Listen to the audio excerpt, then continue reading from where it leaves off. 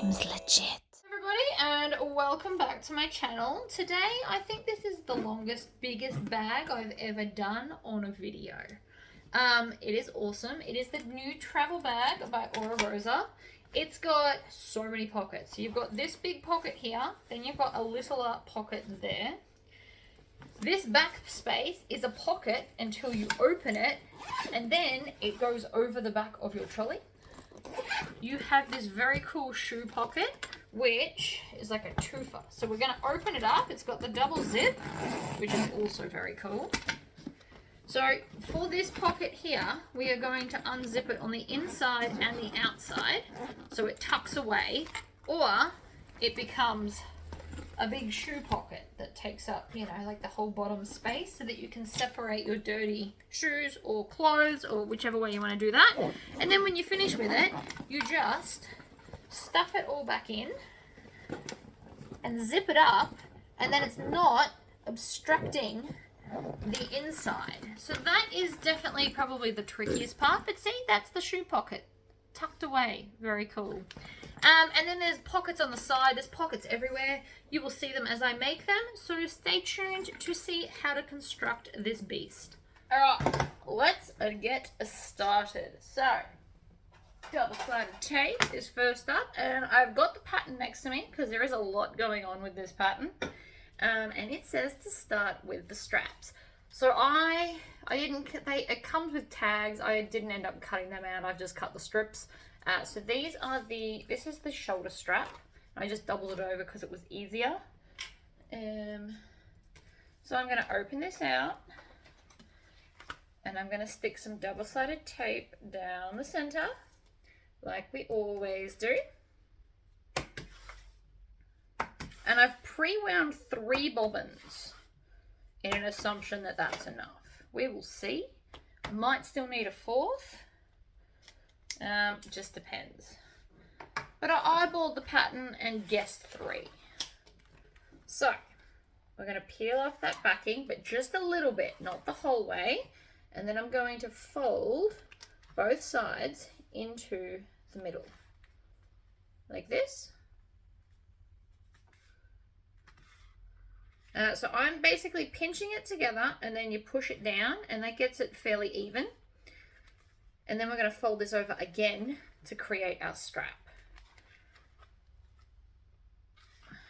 I could have also done a fabric accent on the strap and just cut like half the amount.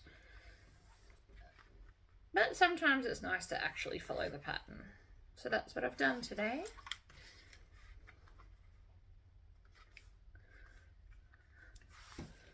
So I'm just pulling this off little bits at a time so that it doesn't stick to my table, because every time I pull the whole thing off, I just have dramas. So I now do it in sections, which I have personally found works much better for me. Each to their own though. Ball that up, throw it in the bin. Always make sure you have a bin handy.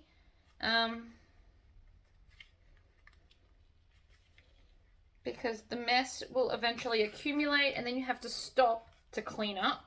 Whereas if you just kind of throw it out as you go, you save that little bit of time and that little bit of stress.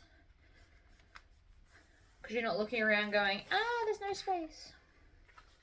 So because this is such a big bag, because it is a travel bag, I don't have it just sitting in a tub. I've actually got it spread out behind me on the table, all clipped together, because I thought that might make this go a little bit quicker. So that is now all down. I'm up on a size 4 stitch length. I'm going to fold it over again. Now, if your machine really struggles with thicknesses, you can always leave like a little bit of a gap in the middle, but this should be fine. So then I'm just going to fold it in half together and stitch it. Now, if you don't want to do it this way, you can also put clips and clip it in place and then just take them off as you stitch. I do find this ultimately quicker, even if I am stopping and starting.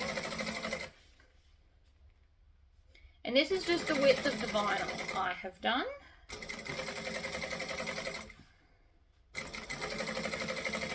Now, if you're in a domestic machine, you might want to not make the whole bag out of vinyl. I don't think it would go down well.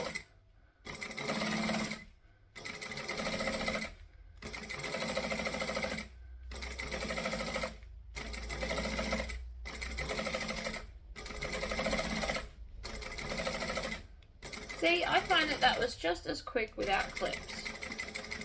Not all things are. That's why I have so many of them in my house. Then I'm just going to jump to the other side. I'm going to pull it back up over my shoulder, or it can go down between your legs.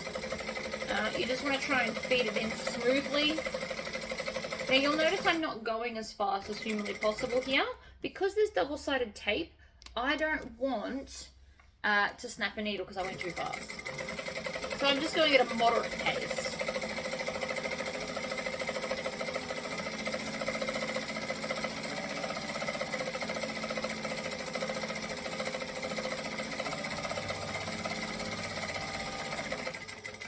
And back stitch. And trim it off. If you're using a softer vinyl, you may not want to go all the way down because it will like twist a little bit. So you would start at the other end and go up instead of just jumping and turning like I did. Okay, so one strap. We are then going to, sure, I put all the hardware in. Oh, maybe I didn't. I plan on using gold hardware. I got that far into my day. Apparently I forgot to grab it all though. Alright, I need to grab all the hardware and then we'll put the hardware on this so we can pop it aside. Right, hardware accumulated. So we are going to take our strap adjuster and I'm going to feed this through each side, up and down through the center bar, and then just pull enough through and put a rivet right in the middle. Push it through, put a cap on the back, and then grab my other one. I should really make them different colors so they look more exciting, except I do like green.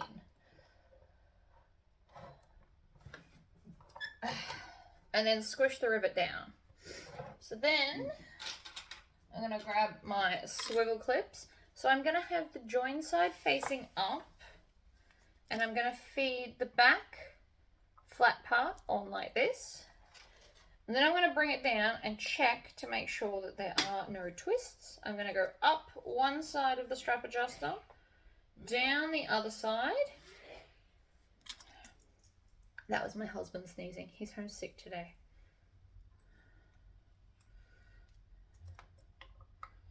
He caught a cold, I think. And then we're just going to squish it right down there. Put the other one in. And then put the cap on the back. And squish it. Right. So that is now our strap, our shoulder strap completely done. So we can set that aside. I won't need it for the rest of the video. It is complete. I'm also going to move these off my table. And we're going to move on to our handles. So we're going to do the same thing. Lay it out, double-sided tape, down the center. Now I can eyeball the center after many years of practice.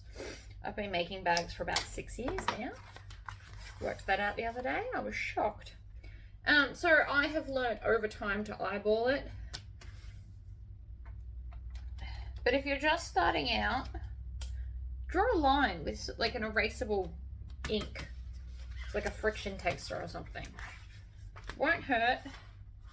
And it's a good way to get it accurate. It'll make it easier. So again, this time because it's little, I will rip it all off. And I'm just going to squish it down in half.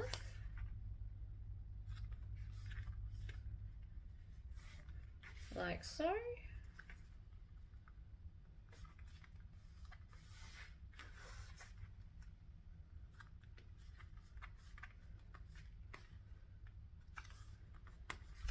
You get faster and faster at this. This is pretty much my top speed of this, but still cool. Then I'm going to fold it over and do the handle. Now inside the bag, one of the differences I made, and it's just occurred to me to talk about it, is it had some vinyl on the inside of the bag. I have taken that out and replaced it with fabric. For a couple of reasons. One, because otherwise we're getting into like really thick territory because we are binding this. And the other reason was, when I was cutting it out, I actually cut a piece wrong, which then messed me up for how much fabric I had for the bag. So I've had to grab a second fabric and introduce it into the lining, which is now a design feature. But because of that, I've now put that accent color there so that it all kind of integrates and looks cool.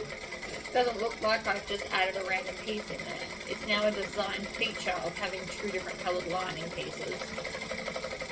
Again, I'm not going too fast here because of the double-sided sticky tape. Not that it wrecks the needle, but if you do go too fast, and it has happened to me, so this is from experience, you will snap a needle. Alright, chop off all of those tails. And I'm just gonna wrap that up, pop it aside while I do the next one. So doing all the straps first. This is actually the same way I think the pattern does it, because I saw straps were first on our list of things to do after we've interfaced everything, obviously. So straps are first. Yay!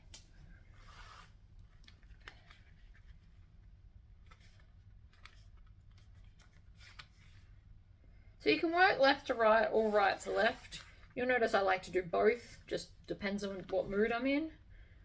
It's kind of good to be able to do it both directions. Curve it together, stick it together. It doesn't matter if you leave a little gap. You might want to use thicker sticky tape if you do it, like double-sided tape if you're doing that. Otherwise it might not actually stick down. So in half again, put that join to the inside. I didn't mention that, probably should. For me it's just a given now, but if you're new to sewing, make sure the gap's on the inside so that we won't see it. These also would look cool if you did half vinyl and half fabric for your handles. It would also make it a little bit thinner for those sewing on a domestic machine.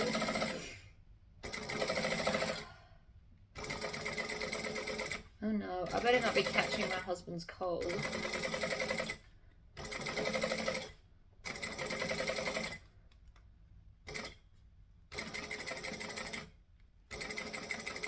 To the end and back stitch, pull it out, trim it off. Other end, let's go again. Forward, backwards.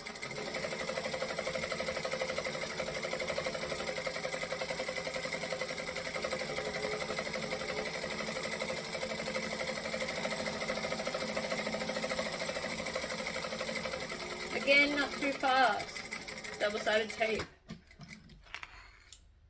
Especially don't go fast back stitching. We all have seen me snap at least one needle doing such things. And I have done many more off camera because I get a bit speedy and ahead of myself. Alright, so these ones are the connectors. It does say to put Decaville light on the back. My vinyl is strong enough that I know I don't need to do that.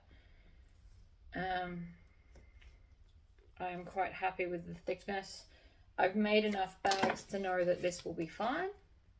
But if you are concerned, it is just like a little piece to help reinforce where the D-ring will be. So that's your choice.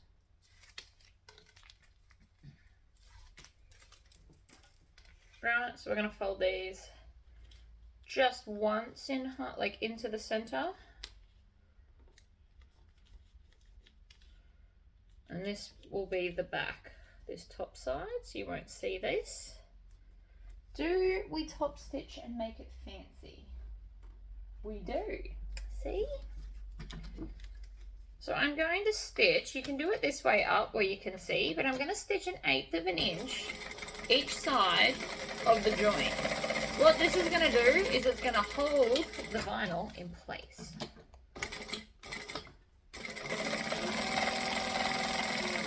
Like so. I am going to back stitch and then I'm going to chain stitch the next one. Now if I was not recording, I would actually probably have chain stitched all of these. But that I think can get a bit overwhelming for a video. So we just do it in sections so that you understand what's going on. Otherwise I just have all these random, I wouldn't put them in these two together, I just put in whatever I've grabbed. And that can get a bit much. I'm also doing the straps first so that we don't have any joins. So with a full bobbin, you should always do like a shoulder strap with a full bobbin. Right, so that is now our connectors done. I should bring the mouse closer. It doesn't actually need to be all the way over there. We are going to take our D-rings. So again, I've gone with a light gold. And it is folding down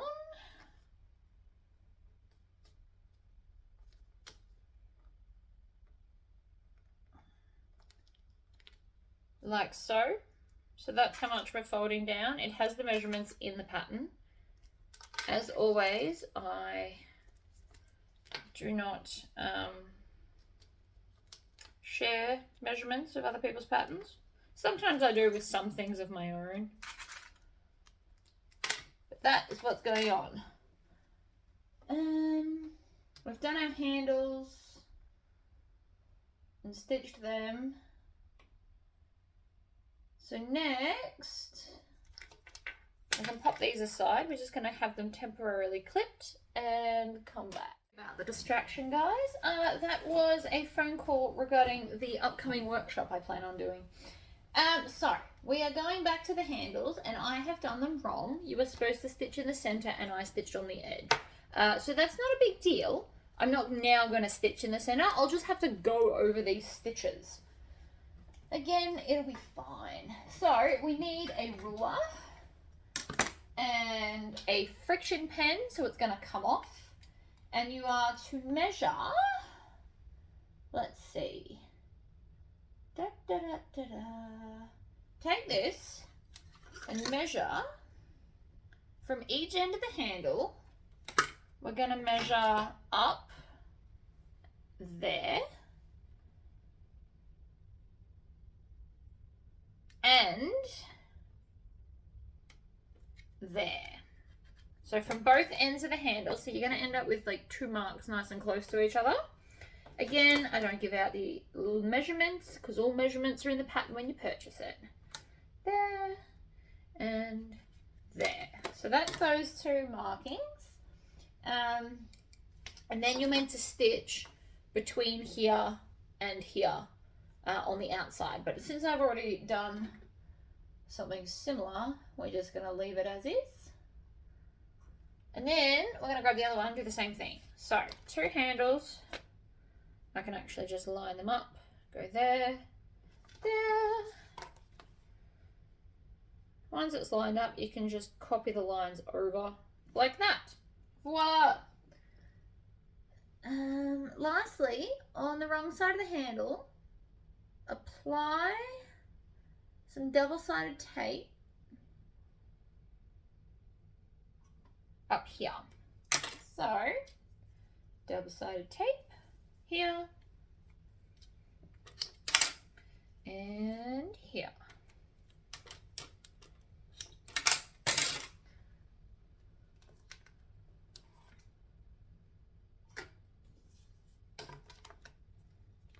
Might put it on the back so I can see my markings because that makes more sense.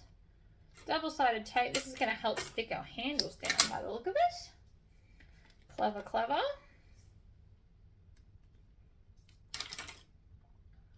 Right. Done.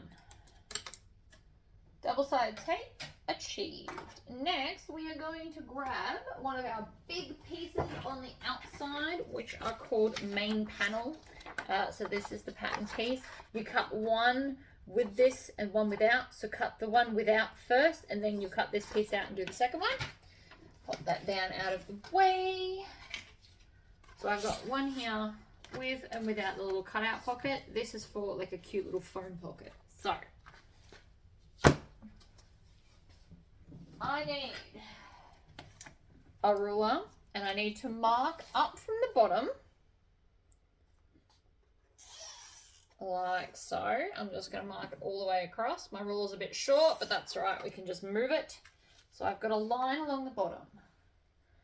I'm probably also going to need the center, so let's find that by folding this over, pinching and snipping. Center, like that.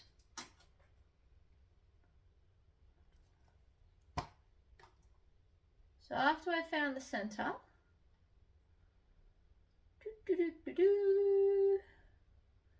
we are going to measure up like so.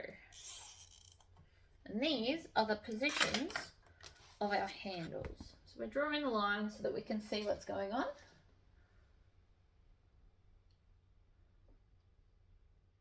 And then we're going to stick the handle down. So we'll peel off some of that backing.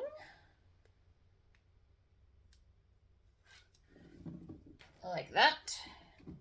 And I want to stick it on the outside edge like so. And we're going to stitch up to the bottom line. So I'm just going to re-stitch through the lines I've already done. I'm going to start at the bottom. And the reason I like this handle, by the way, is because it's not in the base. So we're not going to have to stitch this into our binding. It's going to make it less thick, which is awesome, because that was something I was minorly concerned about when I was cutting out of the vinyl. So that's going to work out quite well. So I'm just stitching through the same stitches I did before because I did it wrong. And then we're going to go across. And then we're going to go down through the other stitches. And if you do this slowly and precisely, you can barely tell. Now, again, I'm not going to do it backwards. I'm just going to go back a few and stitch to lock my stitches in. And oh look, I dropped a handle. Trim off your tails, including your start one there. And then I'm going to hold this and we're going to go up and around. And I put the double-sided tape on the wrong side. So we're going to just put it on the back like that.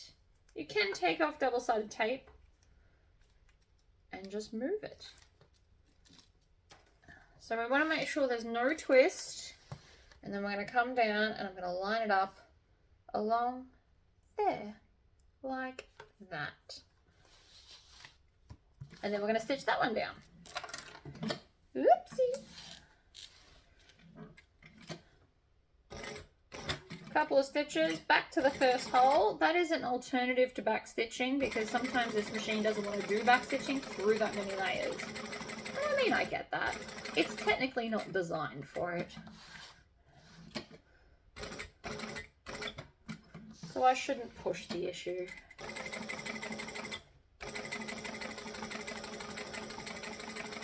But we're coming down. We get to the end. I'm going to go up a few stitches and then just repeat to lock them all in. Trim off the tails. And we have one handle achieved.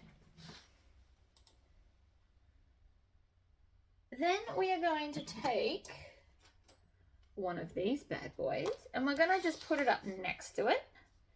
And we're going to stitch this one down too. And then I'm going to put in all of the rivets. So line it up along the bottom I'm going to fold this over so that I can get it under my machine.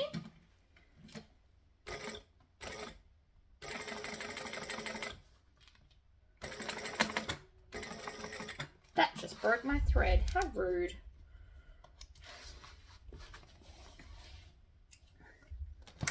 Alright. Pull out a fair amount and get rid of any of the dodgy bit.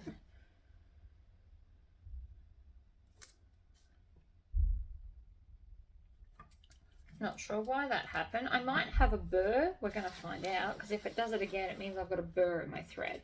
So we're going to stitch. We're going to go back through that first hole, and then we're going to go slowly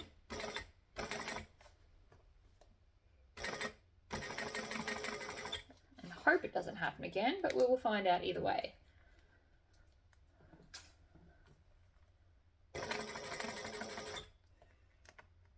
So we're coming up to that same spot so that the line goes all the way across. And then down the other side. And back stitch. And that has skipped a whole bunch of stitches. They're very, very rude. I'm going to show you. Hold on a second. So while stitching that, look, it's just randomly skipped some stitches. To be honest, I have no idea why. Possibly because it was leaning on that one. So I'm going to come from this side and try it this way and go down.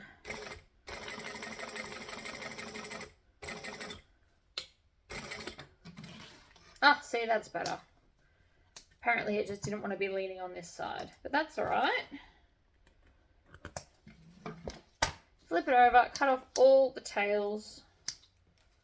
Tails annoy me. Right, there we go.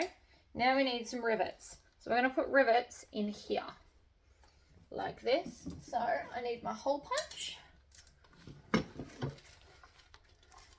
And I'm going to put one in the middle here. And then I'm going to move equally over and put one there. And then we're going to come over to this side and put one there.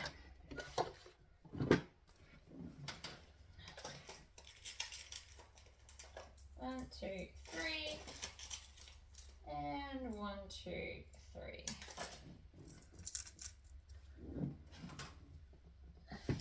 Now you can push up from the bottom or down from the top with your rivets. It actually doesn't matter, so long as you get the cap on the back. Like that. And, whoops, preferably not knock them everywhere. Rivet right there. Same to this side, so I'm going to put both of these in. I'm not really worried about them falling out, even though I do notoriously drop everything. Once they go in, they tend to be fairly stable because of all the layers they're pushing through, and because I don't make the hole too large, so it's not likely to just fall out.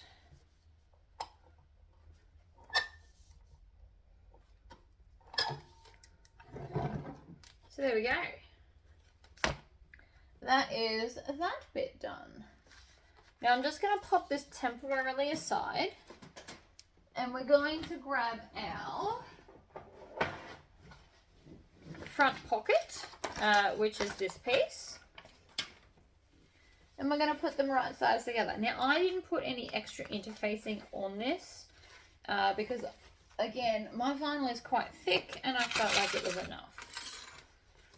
And I didn't want anything too extreme. So I'm just going to clip this together because it is a curve and it is likely to shift because it is a big piece. My fabric that I'm using is from Lincraft. It's a piece I bought ages ago because I just thought it was really pretty. And it's just been living in my stash.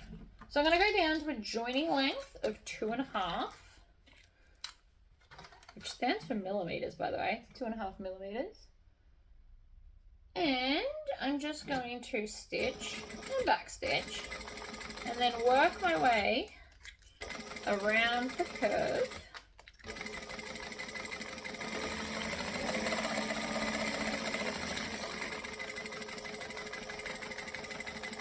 like so, and then backstitch. And then I'm going to use my zigzag scissors. And for those that have never tuned in before, I do know they're called pinking shears, but zigzag scissors is just more fun to say. So, these ones are spring-loaded, so they don't hurt your hand as much to cut. They're wonderful, and I love them. I have had some cheaper brands before. I do find these are much better.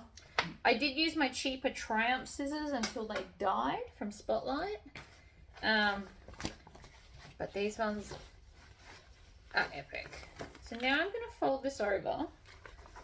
And I'm just going to clip it together because I can't iron it flat. It's vinyl. So I'm just going to use some clips to kind of hold it in place right on that edge. And then we're going to top stitch this down. Like that.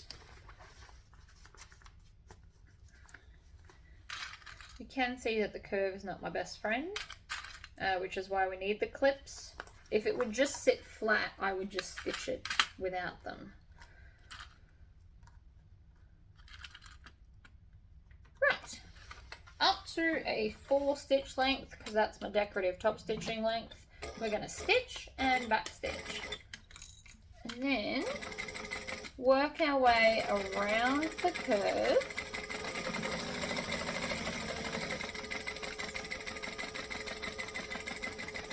Like so.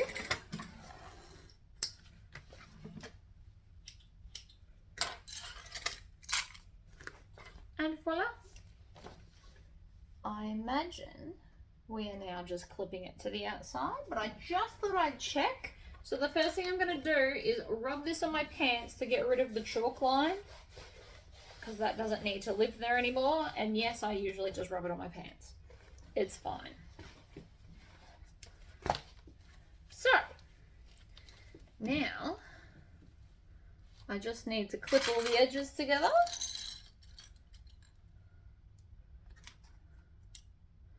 And the foam, so I've put foam. It did actually say to use Decaville Heavy, which you could also do. But the reason I'm using foam today is because then I can iron the lining to the other side of the foam, because it's a double-sided bag foam. And by doing that, it's going to help prevent sag on the inside of the bag, which makes me happy. Nobody likes a saggy lining. So by using foam instead of the Decaville, also I don't have access to Decaville yet. I am thinking about stocking it in my shop.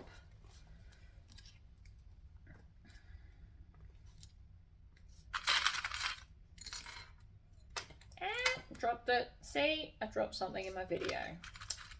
Every time. It's usually always clips. Right, so now that that's clipped together, I am now going to just baste it along the edges so that it becomes one piece and easier to use later. I can probably go faster. This doesn't have to be perfect, although it is a good time to practice top stitching at 1/8 of an inch. So if you're new to sewing, this is a good way to practice going faster if you want to, because it won't be seen, so it doesn't matter if you make a mistake, yet you're still practicing on something in real life rather than just a piece of paper. So, food for thought. That is one side of our bag done.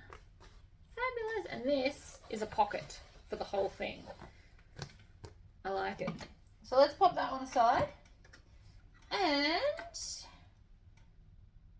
we are up to step 9. Using a permanent pen on the wrong side, so we're doing the luggage keeper. So the luggage keeper I've clipped together.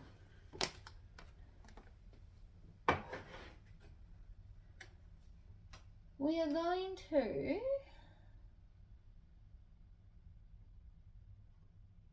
let me just have a look. What are we doing?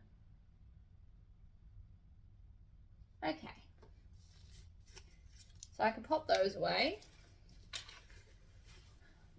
So the idea is that we're going to have a little bit pop out of each side when we fold it under, so that you don't see the lining from the outside, but it is still lined. And there's a lot of steps here, but I'm thinking I could get away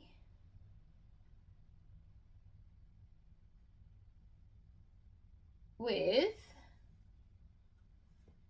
oh wait, has it got a zipper in it? Okay, let's go back up the top then. So it looks like it's got a zip. So using permanent pen on this side, we need to draw a line.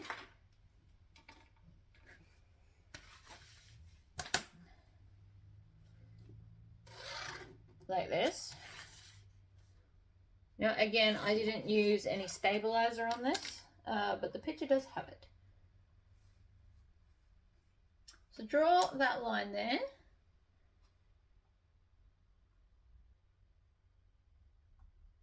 Next, draw a second line on your exterior, this time on the opposite edge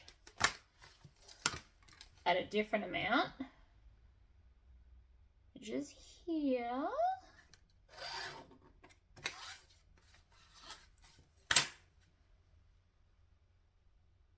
Like that. So you should have one thick line and one thin line.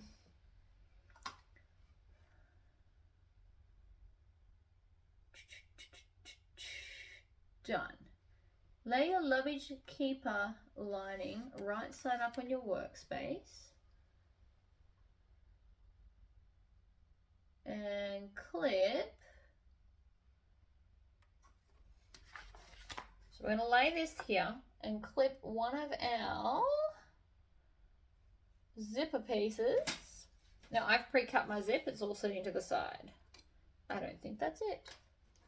I think this one's it. Oh, it is. Good. Right. So lining right sides up. I'm going to clip the zipper to here.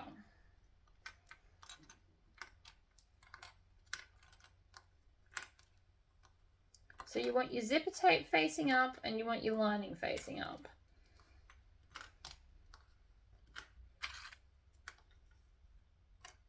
Yeah, maybe an extra one right there. Right. Lay your luggage keeper lining. Clip the zip up right sides up to the long edge like this. Baste the zipper together. Alright, so basting, we're going to do it at 1/8 of an inch, so nice and along the edge. And I just ran out of bobbin thread. I heard it go, but that's right because I made several more.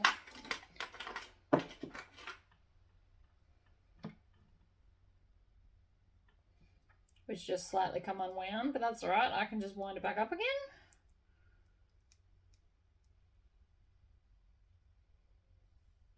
Like this.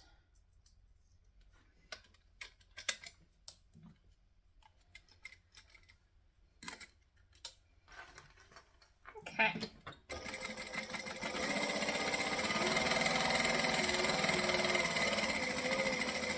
And back stitch. Trim off the tails, all the ones that we've made. We just backstitch to lock them in. Always backstitching. Okay, baste the zipper. Turn the piece around 180 degrees. Clip the luggage exterior right size together with the luggage keeper lining. Clip the long edge of the exterior.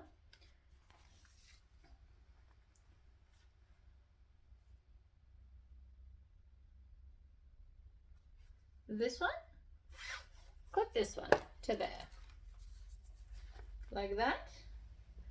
Check the zipper should be at the bottom. I have checked that, we are good to go. So, together, so we need to go to a joining stitch length, and we're going to sew at a little bit.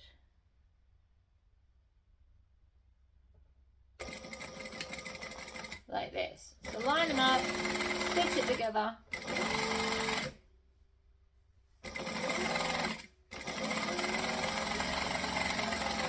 Like so. And then we're going to trim off this.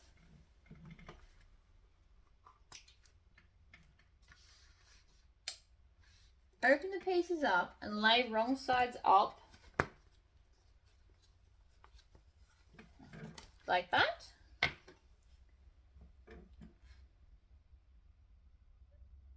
We're going to put double-sided tape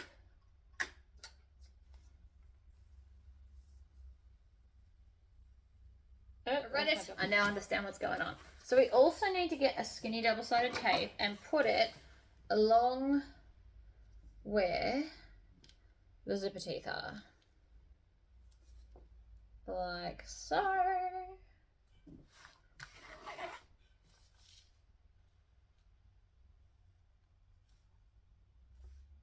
Like this. Right? Double-sided tape there and there. So now we're going to peel off this one. And we're going to fold this edge down. So basically folding the vinyl on itself, like this. And what this is doing is creating a pretty edge here. So you can see that it's folding over the vinyl. So from the outside, all you see is vinyl, and then the lip is vinyl as well. So we're folding that over like that. And then we're going to stitch, oh, hold on. Oh, that's my piece of double-sided tape that fell off. Of course it did. Right. Just have to push it on. So sometimes with fabric, double-sided tape doesn't want to stick as well as it does with vinyl.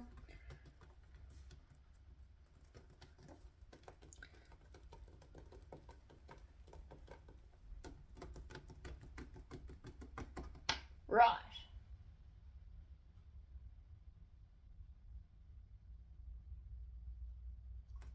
So that's like that. And we also need double-sided tape here. So that's going to fold that over. And then this one's going to come up and hide inside of it. Do you see where we're going with that? So you're going to see this. But I'm just going to stitch this one while I've done it in case it moves. So we're going to stitch, back stitch.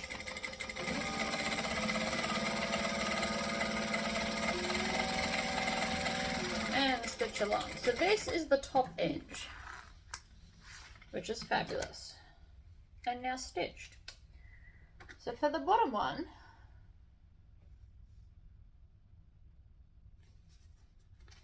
we need to fold up this edge. So again, with the double-sided tape, stick it down. Make sure it's actually on the line and not just wherever it falls, like so. And then I'm going to pull off that backing and I'm going to tuck that up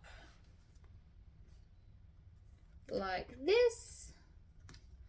So I'm just running my finger along it as I'm tucking it up.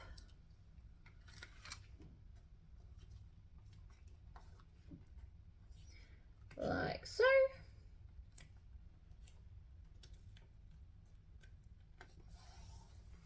Right, so now we've got that. See, this is still not sticking. So rude.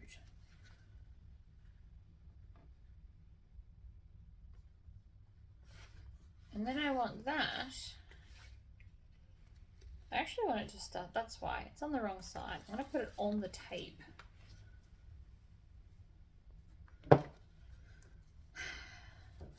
Double-sided tape is not always my friend. Please know that.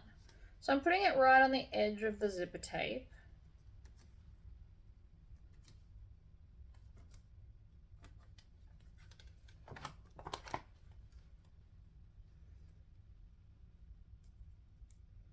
And I just want the backing, not the actual tape.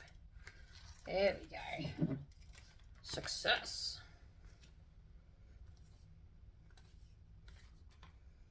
This has come unstuck. Does not want to be my friend, clearly. And then this is coming up to here like this, I think. Yes. So we've folded under that edge and then we're just sticking it together, even though it's being super stubborn and doesn't want to stay there. So I might have to use some clips, I think. Nothing is sticking the way it's meant to.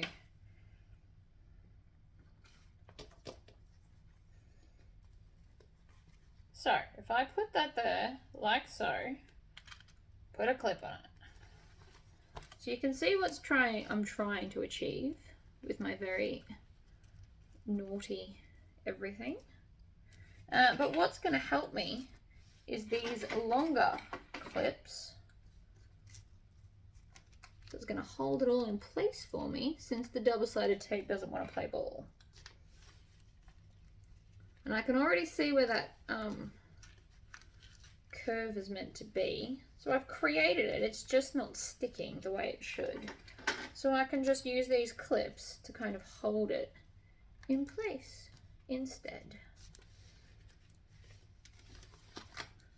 So tuck under the raw edge of the vinyl and then add a clip as a way to kind of tack it into place. These will work, you'll just be extra screwing up the vinyl is all. So now that that is mainly held together, I am going to top stitch it.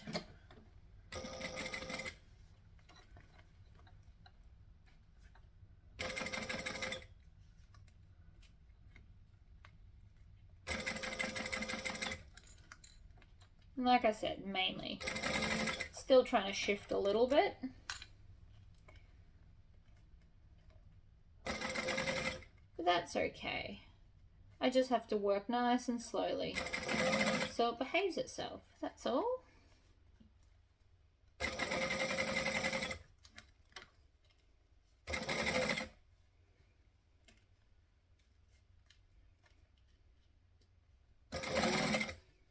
And again, we don't want to go too fast because it is sewing through double-sided tape.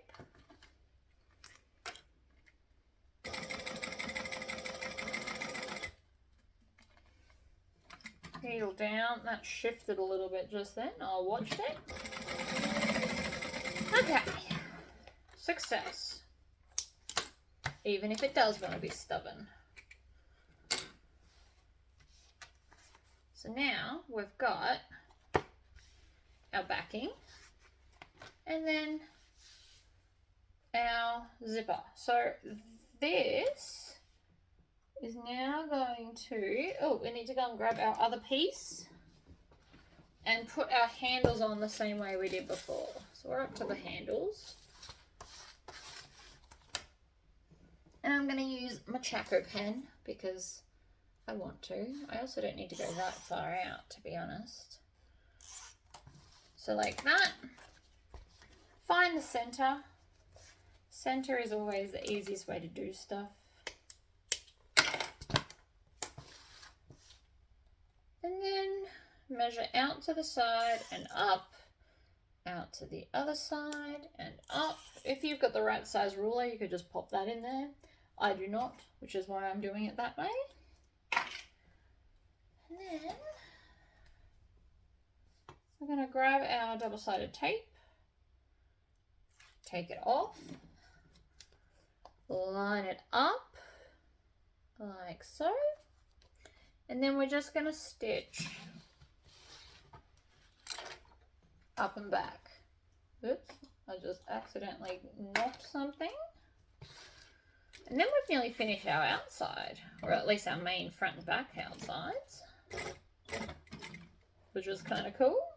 So I'm on my 4 stitch length. I'm going slowly because this is quite thick for this machine. Needle down, stitch across. So the other mark would have been where you stitched to, so you just have a gap for where we put our rivets.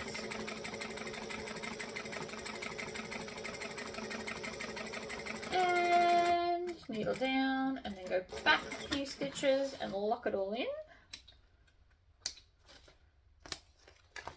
Trim off the tails. So that's one handle. Then we're going to bring it, see, I did it again. Put it on the wrong side. Luckily, I can just peel it off and stick it on the back. Like so. So again, you want to bring it up and around so that you don't have any twists in your handles. And then I'm going to line that up there like so. And now we're going to start here. Go back into the first holes, which is my alternative to back stitching. And then we're going to stitch up to that first line that we drew. Go across. Go down.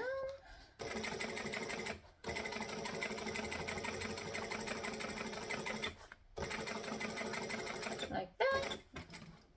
Back through the last few holes. And done.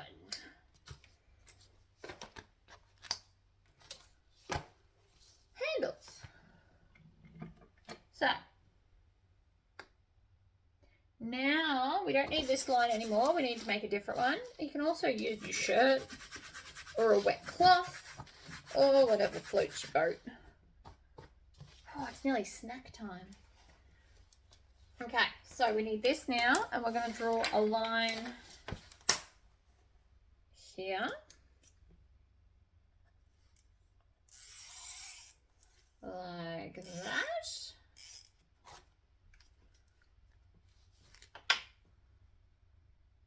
And then we're going to crack the zip of this, like so. And it's going to go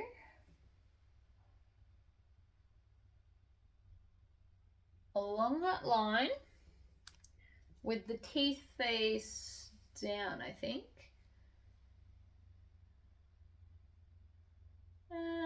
Let's see. Stick down the right side of your zipper teeth. So put it right sides down like this. Then we're going to stitch it. And then we're going to fold it up and top stitch it up. Excellent. So that's easy enough. Make sure that you don't get your zipper confused. So right side is where the bump of the teeth are. So I'm going to put them down along that line. And I'm going to stitch 1/8 of an inch from that edge. Like so. So we're going to stitch, we're going to back stitch. Line it up, off we go.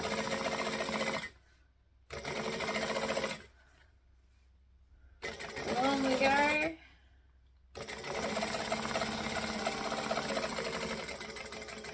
Back stitch, like so. Then we're going to come back and I'm going to fold it up and then stitch it down in the upwards position. So like this. We're going to stitch, we're going to back stitch.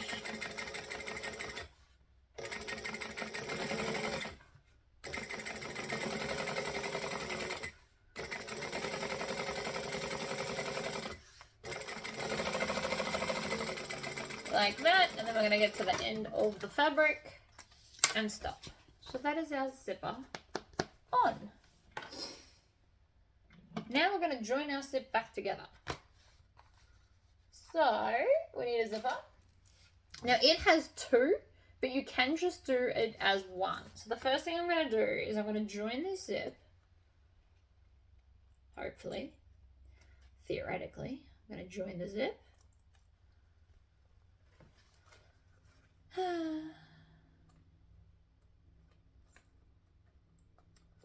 And of course, it wants to be stubborn.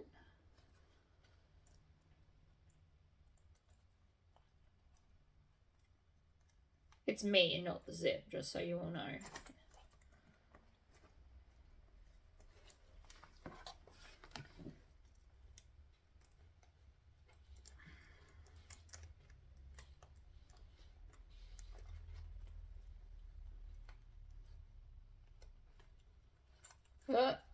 No, I missed it. I had it and then I lifted it. Sometimes it just takes a minute.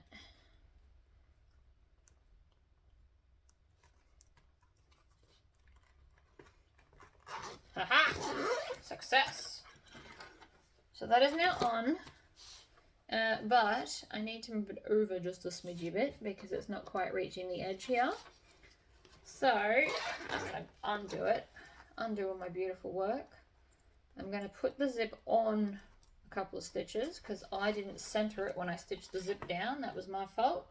So the zip is going to look crooked when I attach it, but that won't matter because we're going to trim it off so it's all even anyway.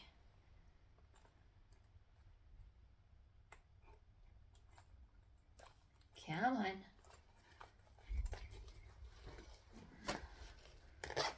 So that's why I've got excess at the other end to make sure that this hangs over the edges like so.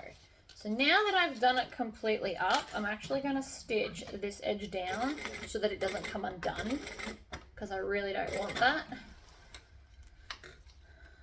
Because I'm just going to put the one zip. So then I'm going to open this up and I'm going to trim the zip so that it's even. You won't see this, it's all in the seam allowance anyway. So, trim that there. Also, you could just, evenly put the zip so there's an even amount at each end. But that bit's not needed because it's going to be in the seam allowance. So I've just trimmed it off so that the teeth are even. And then I can crack the teeth open a little bit and then put the zip on. So now, when the teeth are even, it's going to work out. And that's how you fix that problem without having to undo everything, because nobody wants to play that game. Right, now the zip's on. So I just got the one. Then we're going to lay this down. Oh, wait, that was close.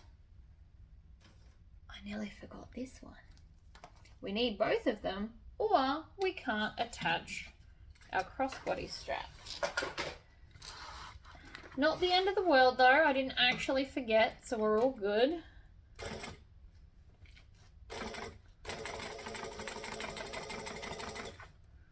So don't be too stressed, I didn't actually forget it, which means neither did you. Needle down, we're going to go across. We're going to go down the other way. We're going to get to the end. We're going to go back a few stitches. Trim off all those tails so that they're not floating around inside the bag.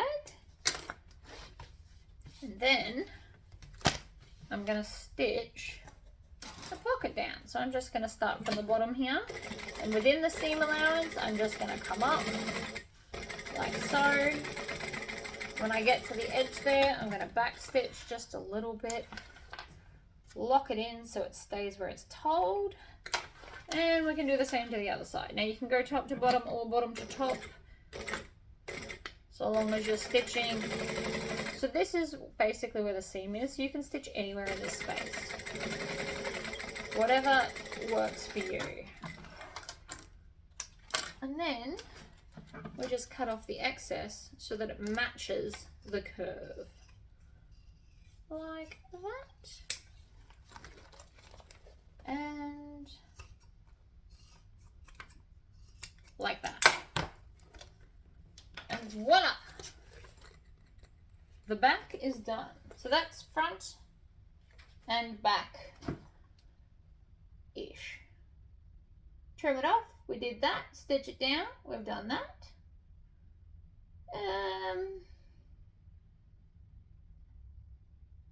Oh, and then it wants us to put some rivets. I lied. So I want some rivets here and here. So we can do that.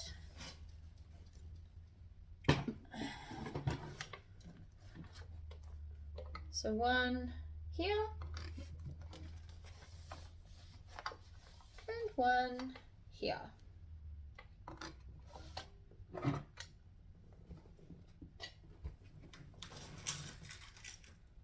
I love a good rivet, I really do. That one's wonky.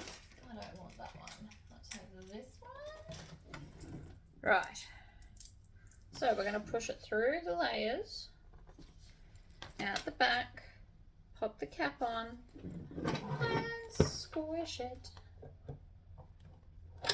And then we're going to do the same to the other side.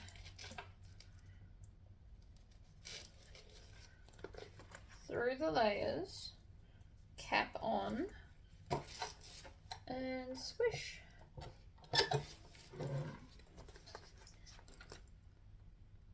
Now I think we're happy.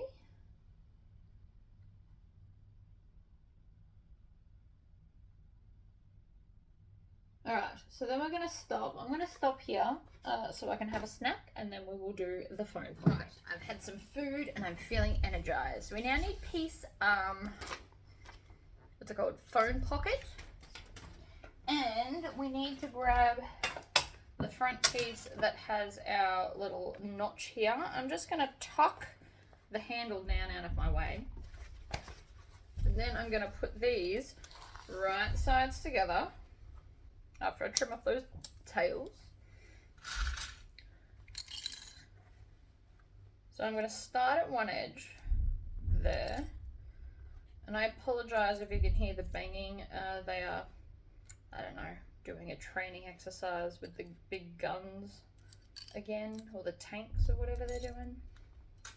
Right, so clip together, joining stitch length. I'm standing on a ruler. So I'm going to stitch, back stitch, and then around we go. Now you want to be nice and slow. Make sure that your handles are out of your way. Now, even though I didn't put lining on this fabric, it's very not stretchy, so I wasn't at all concerned. And I feel that we don't need any more thickness. So, zigzag scissors. Now if you don't have zigzag scissors, just do like little notches into your bag. But this is quicker for me and way more fun. I really love these scissors just because they're funky. Oh, that one rattled the windows. So there's a fair chance this is going to go on for the rest of the day and therefore the rest of the video. So for that, I do apologise. Okay, so now we're going to flip that back like this, and we're going to top stitch.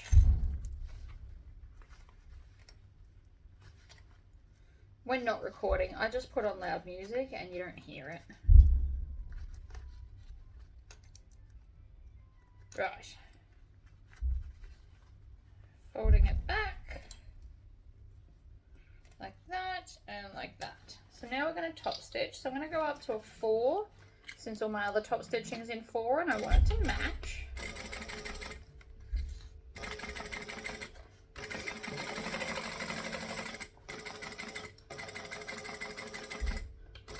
I love a good top stitch. Right. So that's now the lined pocket. So now I'm going to take this one, which apparently is folding up on me. And that is going to go in here like this. So that it all looks like one glorious piece. Except it's not. So we're going to clip the outer bits together.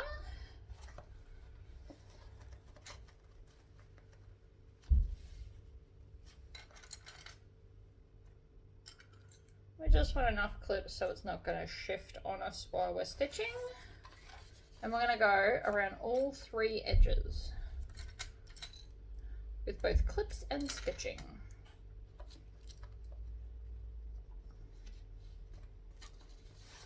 It is quite a deep pocket. If you don't want it as deep, just make it shorter.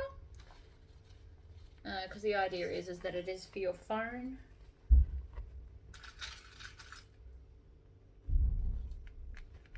Perfect. So now I'm just going to fold this part back so I can get up into this edge here, which is of course going to give me a little bit of grief. And I'm going to go to a joining stitch length of 2.5, and then I'm just going to stitch around the edge. And all my clips are upside down.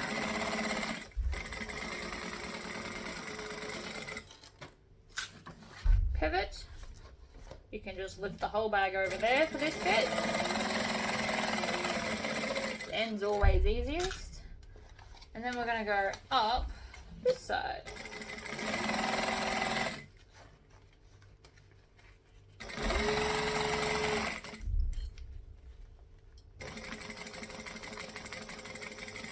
And back stitch.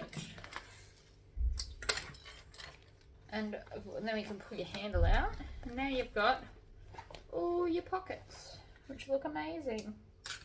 I assume that's all we're doing for that. Yes, excellent. So I'm not doing bag feet, so I'm going to skip that step because that's next in the pattern. And then it wants you to, is this my bottom? It is.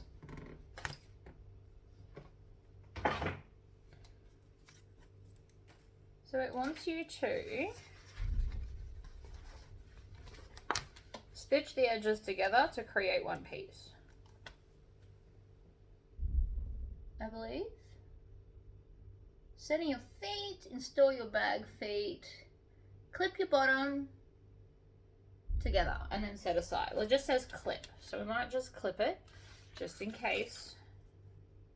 You never know. So I'm just going to clip that like that, because I'm not doing the bag feet. But by all means, if you want to, you can pop your bag feet in. So pop that one aside. So that's 3 sections done. Now we're up to this bad boy, which is called your zipper panel flap. So let's do that. We are also going to need our 2 longest pieces of zipper that we cut, and out of the tub we will also need these pieces, because these are like the opposite bits, which is called the zipper panel. So we need this piece and this cool funky one here, and your zippers.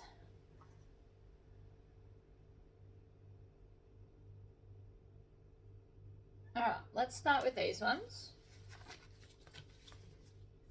So we're going to go straight edge, because there's one straight and one curved edge. So the straight edge here, I'm going to grab my zip, clip it together,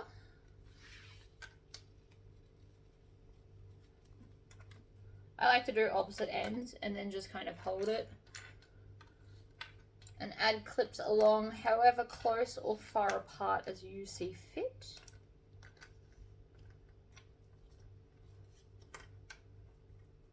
We might put 2 more in there. Like that, and then I'm going to take a top piece, pop it on top. We don't have to do anything special with the edges, I assume. The other one we do, which is why I decided to do that one second. These pieces are straightforward enough.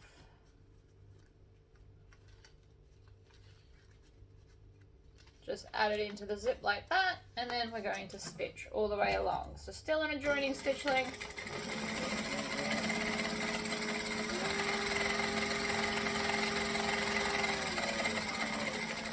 Like that, and back stitch. And then, if you want to, you can swivel it around. And then we're going to pull both sides back like this and top stitch. So I'm going to go up to a top stitch into the stitch length. And then I'm just going to fold along as I go. Now if you've done a fabric outside, you can obviously do this that way.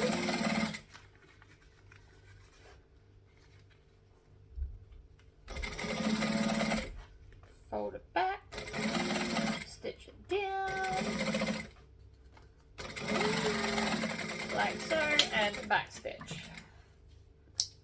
Back to a joining stitch length, and let's do the other side. So again, we want the straight edge, and then we're going to add the zip to the straight edge. Is it the straight edge? It is, yes. I just had to double check that. I had a real paranoid moment there. So you can clip the two ends and then just work your way in between. It does all line up because I actually cut it to the pattern.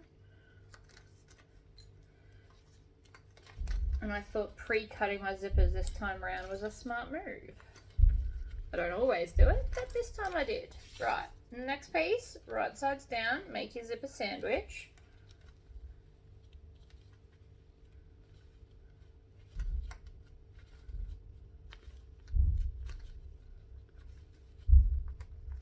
Like that. Needle down, back stitch. I'm on a joining stitch length again. Off we go.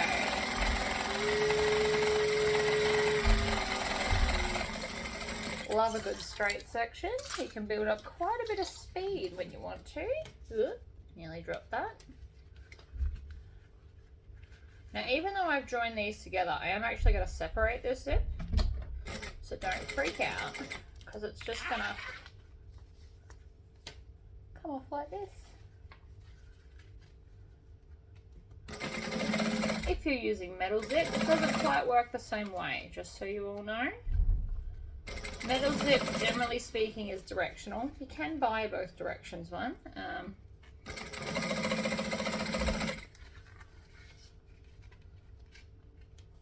Because technically these are going to join to each other. But if you're doing a different color zip on each side of it, for whatever reason, you've decided to go super fancy rainbow, make sure that you separate this and put half each. So, there are those zipper panels. We're going to set that aside, and then we're going to get this one, and I'm going to crack it just a bit, and we're going to fold down the edges to make a right angle zip. So you just pull it down, and you get like this little tuck, which is fine. Tuck it under, and back stitch. So you just want to be within the seam allowance for that so that we don't see it later, but it's just tacked down. So then we're going to match the other side. It's all about matching. So like that, that matches. One side is always easier to do than the other, by the way.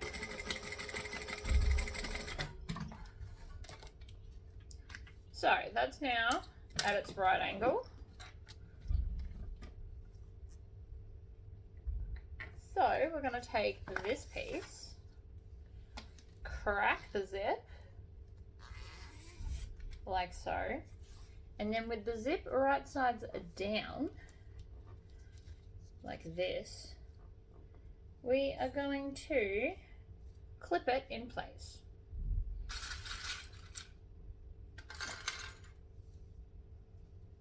So I'm going to work from the short edge up because it doesn't make it all the way to this curved edge. So you want to start from the bottom and work your way up, and you want to have the zipper tape facing down, so the right sides together. I know this is not normally how I do it, but I'm trying to copy the pattern for a change.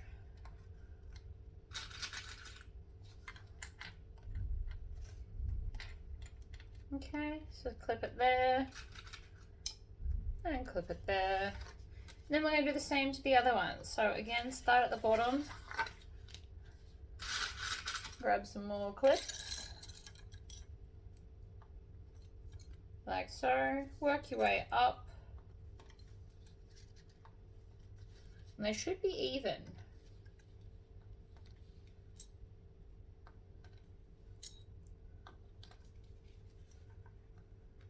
Like that. Where do they want us to stitch it? Baste them in, and then put this over the top.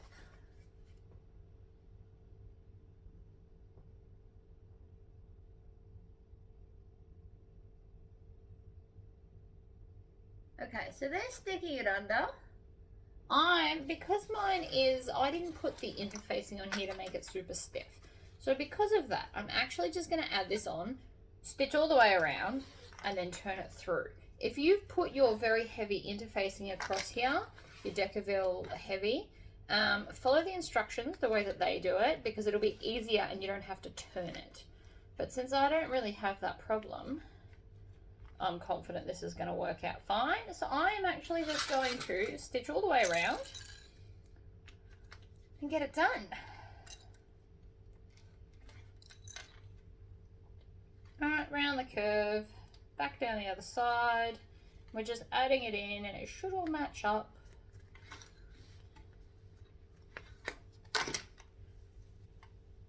Line up the bottom. And done. So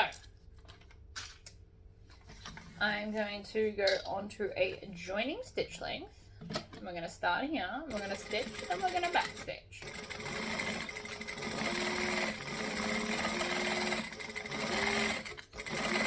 And with this particular foot, the edge here is just up against the zipper teeth, which should give you a 1/4 inch seam allowance.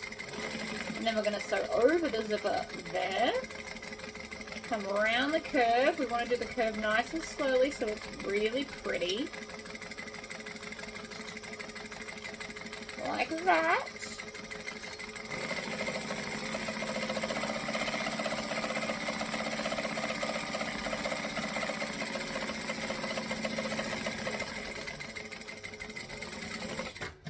Now the other one gets you to leave a gap here, and then you'll just baste it and turn it underneath. But I'm fairly confident that this is going to work out with the fabrics that I've used. Now please understand, there's not a lot of interfacing here, so that's why I can do it this way.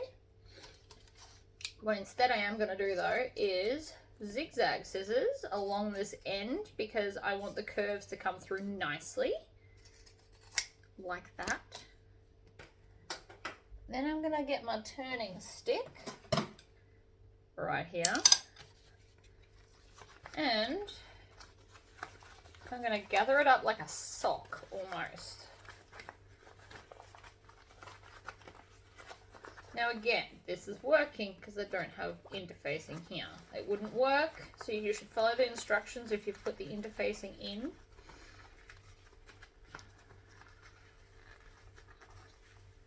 And then with the end, you want to get it to turn itself in like that. So I'm just pushing the end in, and then pushing it in on itself.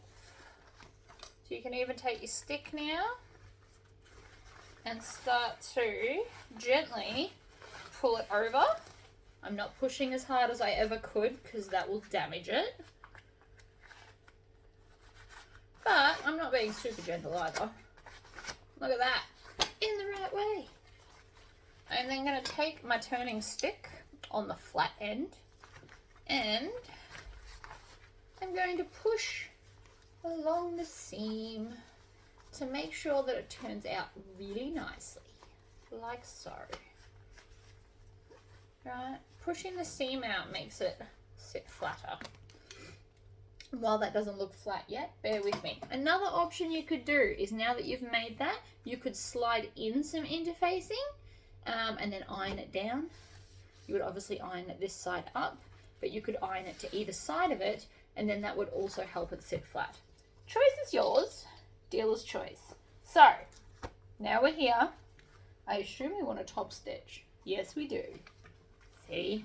So I'm going to stitch here and back stitch, and I'm going to use my fingernails to pull the teeth away while I'm top stitching the edge, because I do want it to sit nice, even though I just smushed it. If the bag can't handle the smushing, it can't handle everyday life. Always remember that. Somebody once said that I manhandle bags into submission. It is fairly true.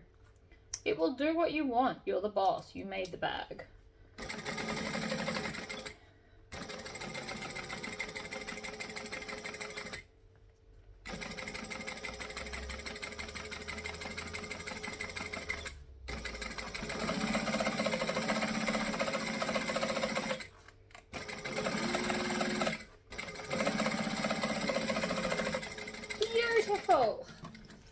See, now that sits beautifully. Problem solved. Right. Grab these bad boys, which are now going to go like this. And like this. And we need 2 zipper pulls. I'm using chunkies just because I like them. And then we're going to put our zipper pulls on. Oh, and then we're halfway through the packs. Oh, I didn't set them up as packs. So the pattern's got like it all set up so that they're like mini pods to do. So instead of trying to do this all in one day, especially if you're a beginner, I mean, I don't listen to my own advice, but whatever. Instead of trying to do it all in a day, you just do like a pack a day. Zipper up, like so. And then we're going to do the same to the other side.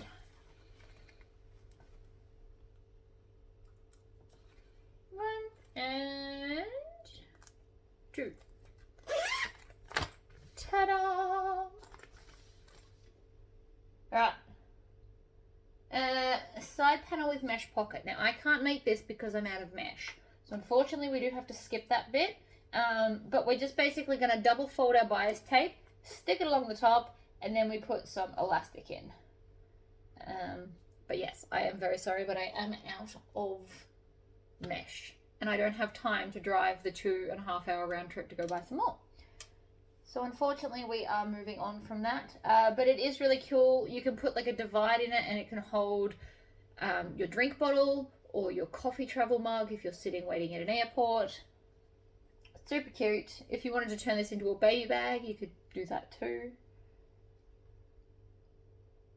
Alright, so moving on from that, we're now up to step 22. I don't know how many there are in total, but it looks like I'm approximately halfway through. So we want to grab this exterior side panel, which is called side panel 1.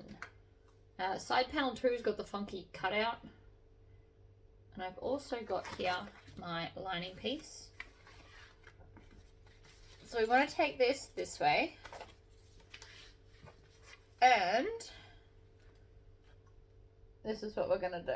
So we're going to zip this open a bit. Now, due to my paranoia, before I go any further, I'm going to stitch along the zippers so that they don't open, because I don't want to have to deal with that, preferably. And that is making a big knot. I can feel it. Stop it. Oh, we have an extra piece which is stuck in the machine. Of course it is.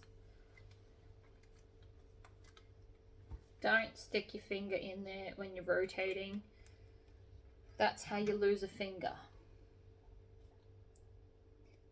In fact, if you're going to do things like that and stick your hands under there, you should probably turn your machine off. I know nobody ever does, but I have seen and heard horror stories where people, like somebody in my group, rolled accidentally onto their presser foot and the finger went through the needle. So just sticking your hand under the machine, you should turn it off for safety's sake. Hands are important. Alright. Now the zippers won't open and or come off, so I feel better about that. So the idea is that we're going to pull this back, and I'm just going to clip it to here so that it's out of my way. And this is going on here. Now, are we doing both sides? Yes, we are. Okay. So the idea is the edges should match up, because that's how patterns work. So I'm going to clip that with 3 clips, just because, you know, I'm a wary woman. And I'm going to do the same to the opposite edge, and you want to be grabbing your lining. You're going to grab all of it, like that. Then I'm going to flip it over and take my other piece. Pop that over there. And clip it into the clips. Yes, I spoke while I did it. It's fine. So now we're going to get, you want to make sure that lining is against lining and exterior is against exterior. And I'm going to stitch all the way across. I need to go back to a joining stitch length because that one was not it.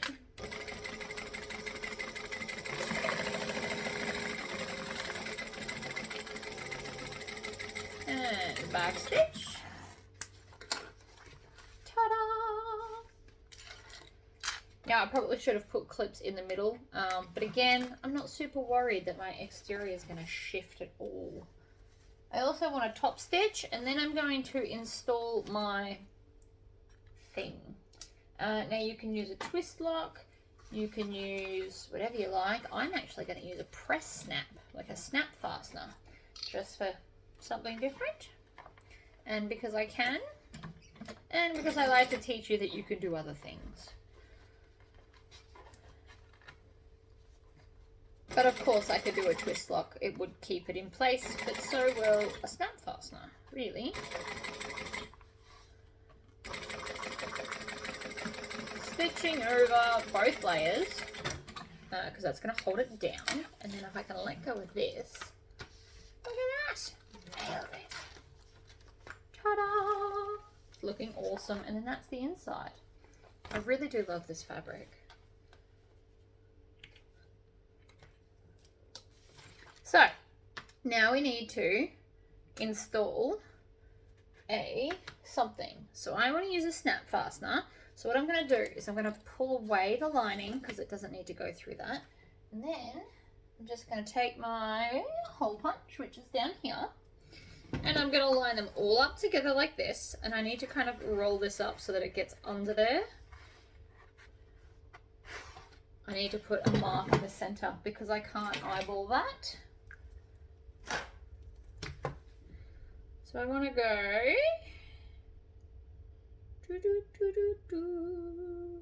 I am going to go 3/4 of an inch up from the edge, and then in the center, which is there. Now I've just marked it in my Chaco pen, and then I'm going to again roll up the very, very end so it fits under the machine like that. And then we're just going to punch through all the layers. Boom! Except the lining, not the lining layer. I mean, you can, and it would then just be tacked down and you'd have the stuff on the outside. So you can, if you accidentally do the lining layer, it's not a big deal. Please don't stress. But if you can remember, try not to. Right, this is my box of all of my crazy attachments I have for my cam press. If you are new to bag making, or if you've been around for a little bit and you want to like step it up, I highly recommend a cam press. Each little section is a different thing, and I do use them all. Not on one bag, but I do use them all a lot. So I'm going to start with the outside one. And I can't reach the hardware from here because it's in a tub basically in front of the camera. So I'm going to hit pause while I grab it because, as usual, I forgot to grab it. Snap fasteners are cheap. You could also use the 201 press studs. That'd be a nice firm one. That's what they use on like bike jackets, like motorbike jackets. So I'm going to install the top and pop the bottom up in the machine. I keep calling it a machine. Apparently it's the machine today. Squish that one on. Change these out to the other half.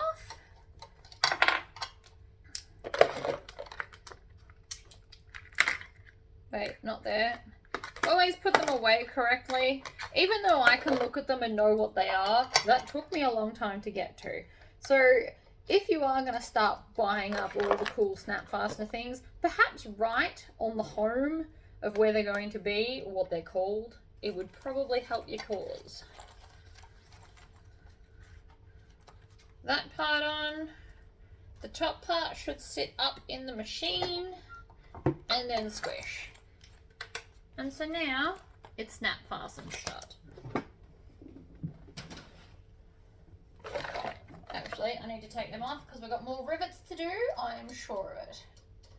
Pretty sure the bag said it needed 16 rivets. And like I said, always put them away. That way you won't lose and or drop them like I normally would.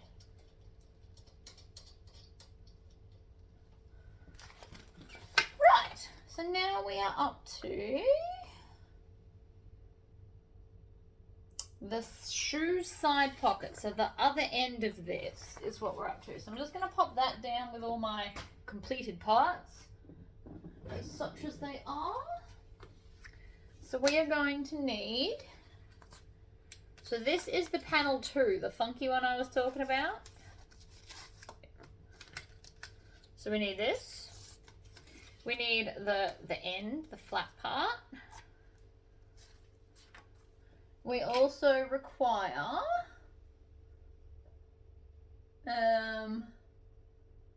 another end. Let's see, what have I got going on? I feel like we also need something out of here. So I didn't use waterproof canvas. So this is my shoe pocket lining. So we're definitely going to need that. What else have I got here? Zipper pocket lining, sidey bits. We need that bit. Shoe pocket, we need that bit. Probably should leave its instructions on so I know what it is. I think that's all. I'm just double checking.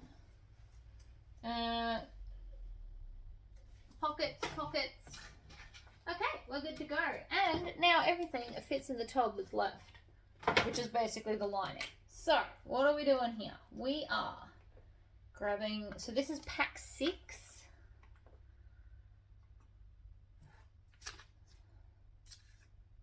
Right. So, we are going to start with, let's see, we should have one pocket flap exterior, one, this is what I'm calling, oh, I need 2 more of these. I haven't cut them all. See, this is what happens when I don't read properly. So you need 1 exterior, 1 lining, and then 2 of the waterproof canvas, which for me is this funky print. So I need to go and cut that, and then we'll come back. Right, here we go for the epic shoe pocket. So we want our exterior. We need 2 zips, and I'm already going to crack it because it's just going to make sense. So with our exterior piece, I'm going to put zipper right sides out on the edge, making sure that this faces in like so. I'm going to clip all the way around. I'm working my way around. And this zip should be longer, so there should be a little bit of a tail going on when we get to there. Zippers are nice, not zippers, the clips are nice and close to each other. Right, we're working our way around. This is a big bag that I definitely don't suggest you try and do in a day. Even though I am. There's a lot. This is definitely going to be cool though. Right, so we clip that on. It does say to baste it, but I also, I'm just going to grab one of these and add it in and then stitch them all together at the same time. You can baste it obviously if you want to, but I've put enough clips on here and I've done this a few times. So I'm not going to.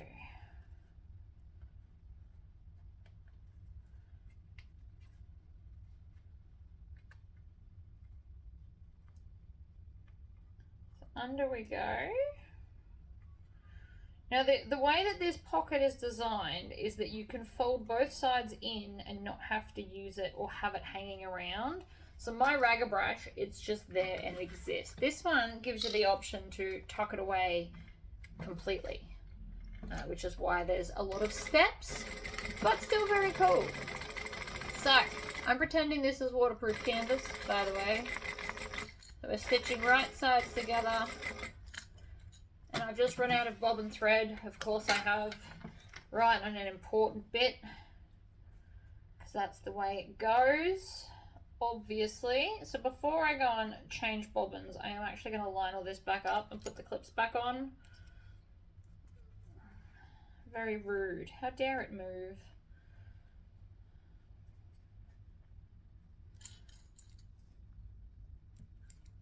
Alright, clips back on.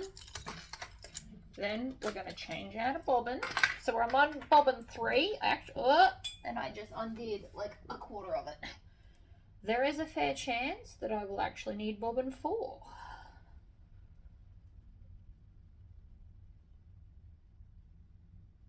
Which is fine. It's not like I can't make another bobbin.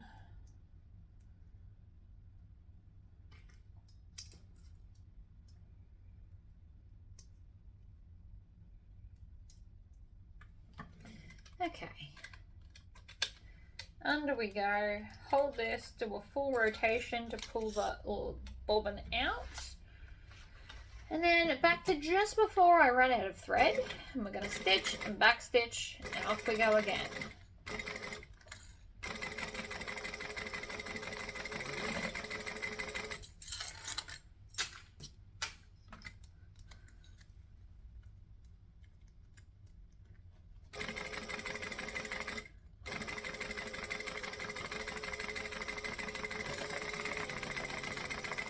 And back stitch. Trim the tails. Ta-da! Then I'm going to turn it through. I already ironed my stabilizer on, which is why this is trickier.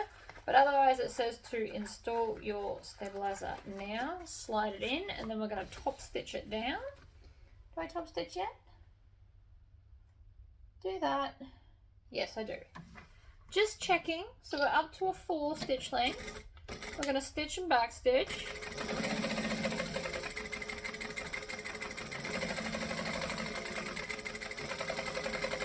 Round we go, and back stitch. One flap done. Yay! Next we need to repeat all of that with our lining one. So I need this, and I need this, and I need the other one. Now I'm thinking that even though this is a lining piece, I might want to interface this. Do I? It's a very good question.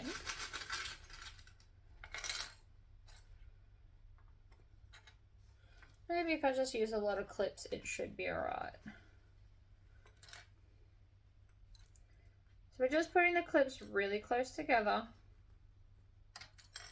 so that nothing can go wrong. I mean, something can always go wrong. Now that I've said that, I've probably jinxed myself and the bobbin's going to mess up. I already know how this is going to go now. But more clips means less movement of fabric, which means more likely to be where I tell it to be. And that's always a good sign.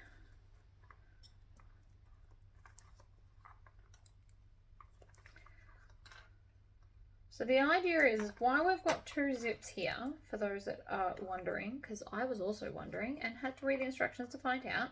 So this and this are kind of going to sit, and then the whole shoe pocket will sit between them. So if you want to use it, you can zip it open on the inside and then insert them from the outside. But if it's not something that you plan on using all the time, then you can shove it up in between here and store it away. Very clever. Very, very clever. I like it. Although this is a very big section to do. So now I'm going to take my waterproof canvas, which is just a cotton with this cool print. But this print will tie into my insides. So then again, I'm just going to add it into all the clips slowly.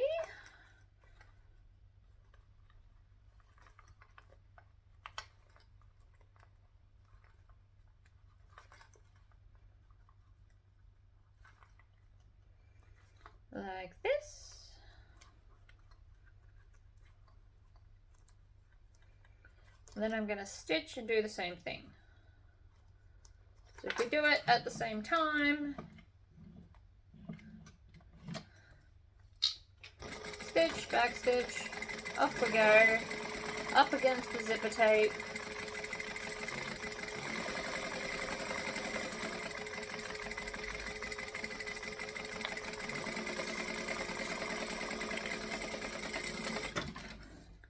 Big pile of clips I'm going to put back into its clip box. And then again, I'm going to turn this through. And then I'm going to top stitch on my 4.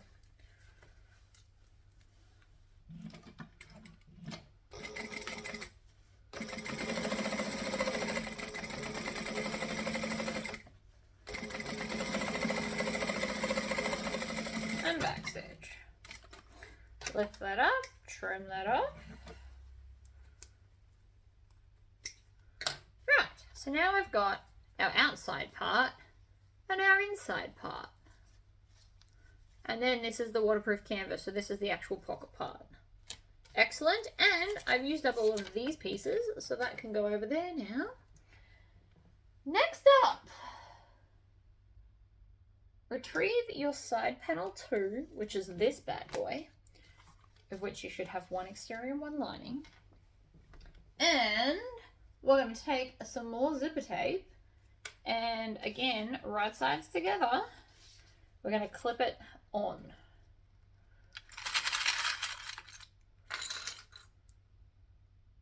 That way? No, wait, that way. Wait, that way. So, edges together so the teeth are facing outward, like so. And it's facing down.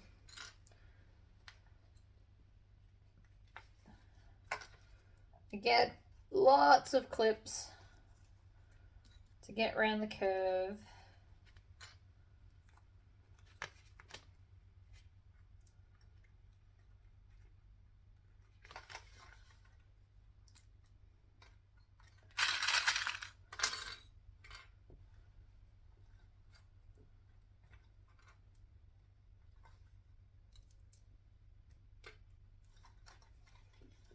We're working slowly around the curve. Nothing too fast.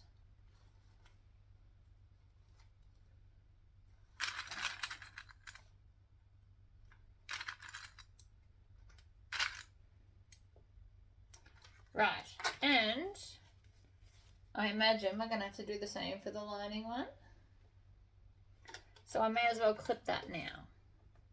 So again, face down, teeth away, and clip.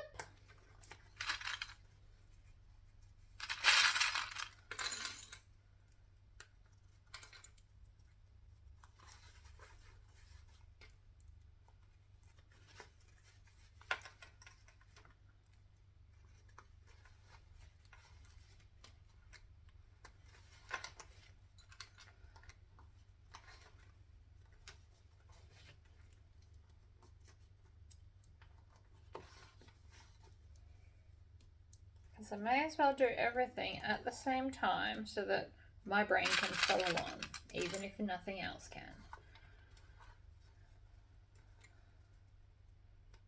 Right, so we're basically just doing everything twice, which is fine. So, joining stitch length of 2.5, and I know I'm jumping up and down a lot, sorry.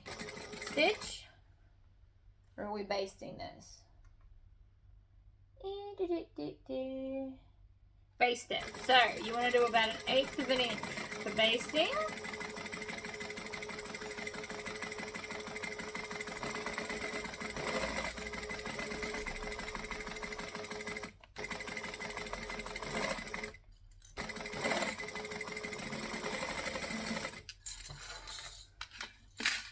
Grab the next one and let's do that too. Oh, it's about to push on my clips. It's moving spelly. It's never a good sign. So I'm just going to chain stitch these because, you know, Haven't had much of an opportunity to do much chain stitching, and I do love it.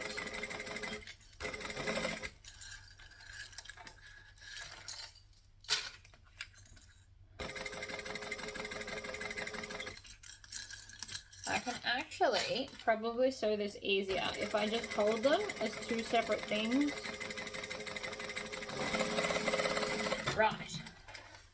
Check. Basted on. Oops. See how that's now going to work. So that'll have more seam allowance later. Just not yet. So, clip the wrong sides together, the side panel curve. Did that. Baste it. Done that. Retrieve your shoe pocket anchor, which is this strip here. Clip the shoe pocket anchor, right sides together, with the wrong side of the zipper. Right side, so right side to wrong side of lining here. Shoe pocket anchor, right sides together with the wrong side of the zip. So there.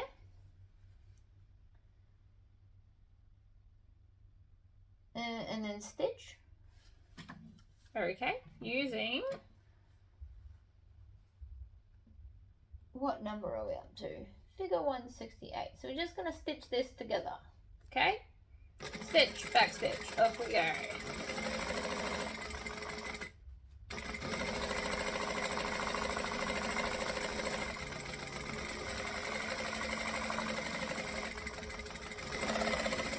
Right, done. Happy days. Trim off the excess of the anchor piece. Check.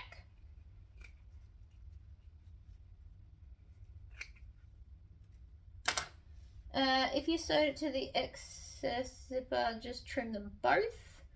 Burn the ends. Okay, so chop all of this off so it's even with that. We can do that. Chop. Done. Happy days.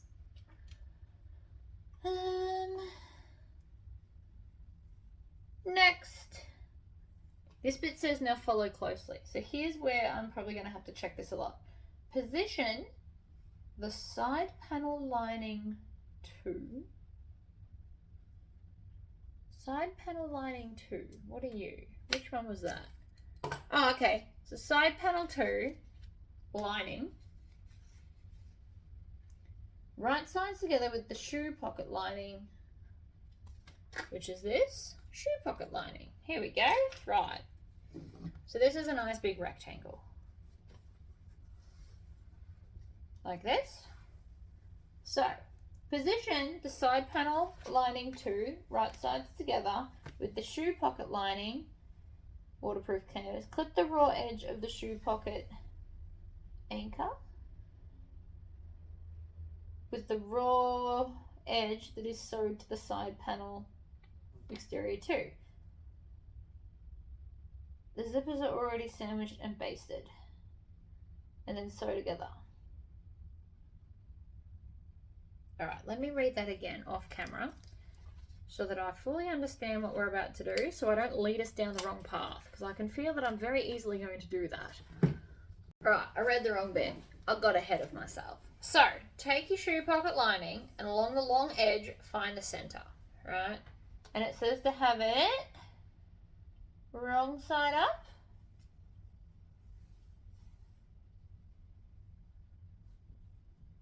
Like this. And then we need to find the center of this one, so the exterior. And I'm going to put a clip there rather than clipping it. So that's the center. So I need to line the center up with the center. Lay the shoe pocket lining wrong side up on your workspace. Find and mark the center. Match the drawn mark on the lining to the drawn mark on your zipper center. The waterproof canvas should be right sides against the wrong side of the zip. So that way, like that. That makes sense. This will allow for wrong side of waterproof canvas. Right sides to be showing when the pocket is unrolled. Okay, so we're going to go along and we're going to clip this to this. So we're essentially sandwiching the rest of the zipper.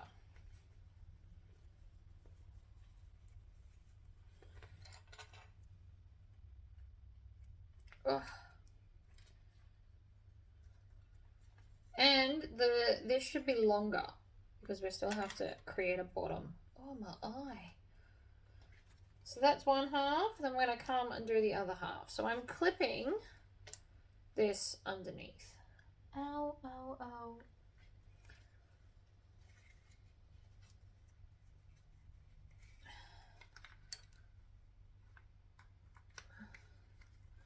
So I'm putting the clips nice and close so that it sits exactly where it's told.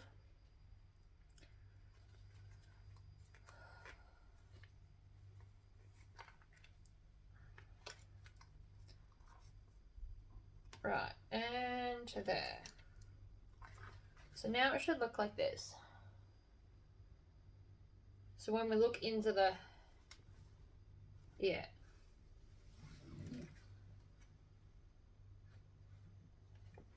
Alright, so then we're going to stitch. Are we going to stitch this? I feel like we are.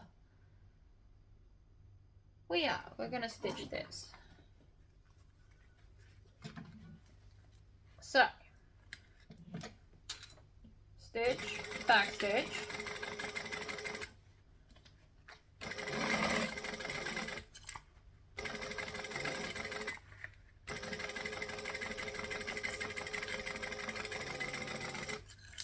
I'm going to pack up the clips as I go.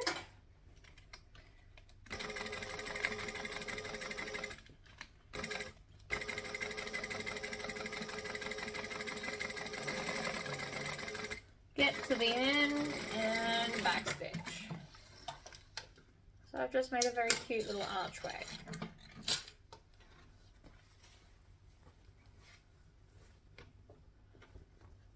Right.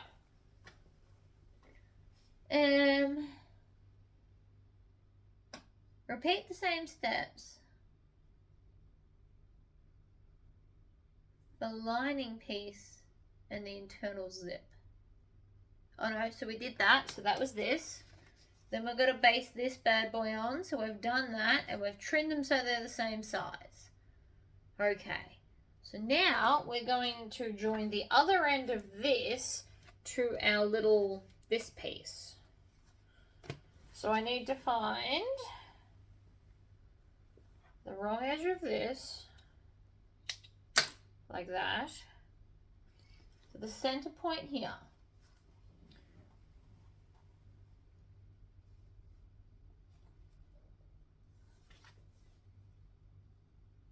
I'm pretty sure, or maybe not, hold on. Unless this is going to here. Because that would also make sense, wouldn't it? So am I clipping that to that? I believe I am. Okay, so that makes sense. So I'm going to take the anchor and I'm going to stitch it to here. So I need to find the center of the anchor so I can find the center top. So do this. I do actually have a mark where center top is. So then that is going to right sides together like this.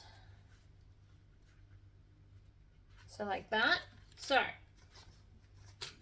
this edge and that edge are going together. That makes way more sense. Right, and I'll show you why. I get some edges and I'll show you why this is happening.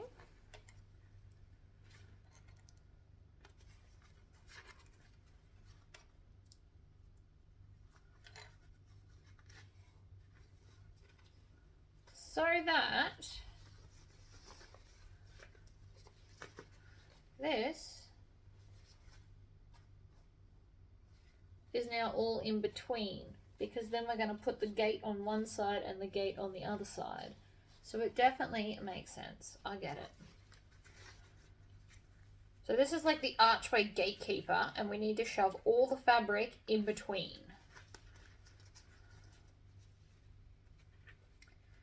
Although I may or may not have stitched the main pocket piece in backwards. I think I might have. It's really messing with my brain, but I think I did. But that's okay. Should be right. Should be right. Should be right. So, we should now have these pieces together so that once this is done, we've got like an archway and this is in between. Because then we just need to add the doors on and turn this into an actual pocket. I get it. I get it. So, we're just going to stitch over the same lines we just sewed over. Stitch, back stitch, and go again.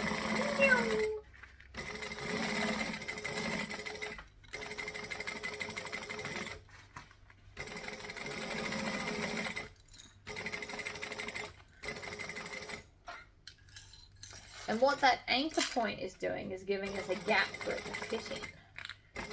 If my brain is working this out correctly. Really should have read the pattern before we started, but whatever. We're here now. So that will come up like this, right?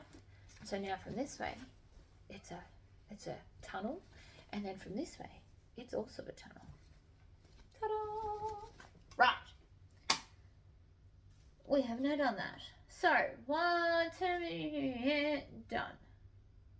Oh, and it wants us to base that together so that that doesn't shift. That makes sense. I'm going to stitch along the top first because that's the easy bit to do. Then I can get fancy and go down the edges. Right. Round to the other side. Doesn't matter which one's on top and which one's on the bottom. You won't see this anyway. This is just to hold it in place. So that anchor point has given us a space where it will live. Clever. Right. Once sewn, turn the side panel 2 lining and exterior pieces wrong sides together. That way. And then we're going to stitch, and then I imagine we're going to turn it through and stitch again so that we don't have any raw edges showing. So stitch, back stitch. I'm just going to line this up as I go.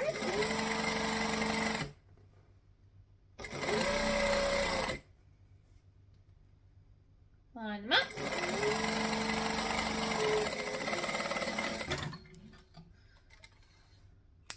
Clip and clip off the other tail. Then I'm going to turn that in the other way. And I'm going to stitch that again. This is called fridge seaming. And so now you won't see the raw edges. Like this. So I'm going to stitch and back stitch.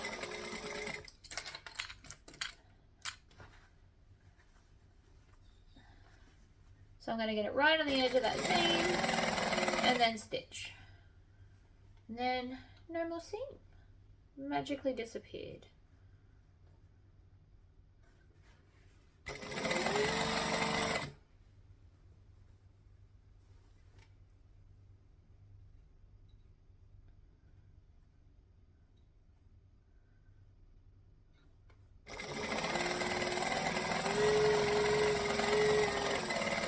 Back stitch.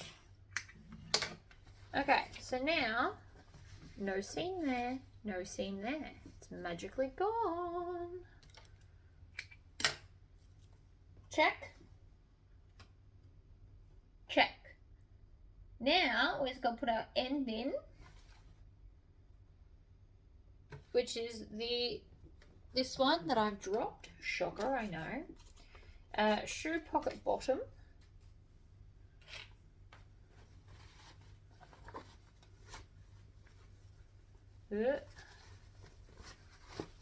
Bring this back so I can see what's going on. There we go. In, that way. So that's our pocket. I have sewn it on backwards, but I'm okay with it. I only have not long till I have to pick up my child.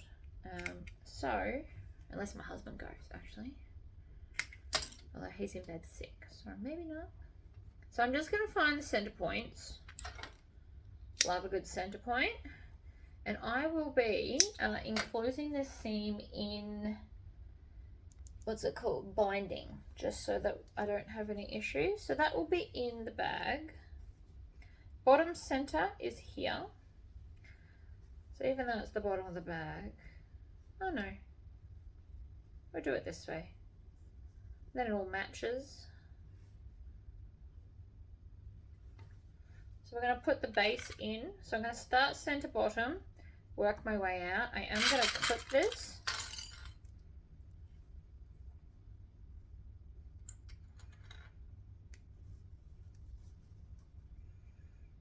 Because I want it to sit nicely. And then to finish this edge, I will put the binding over it so it's prettier. And because this is not waterproof canvas and it will fray. And that's not very professional looking in a bag. And then we're onto the lining. Nearly.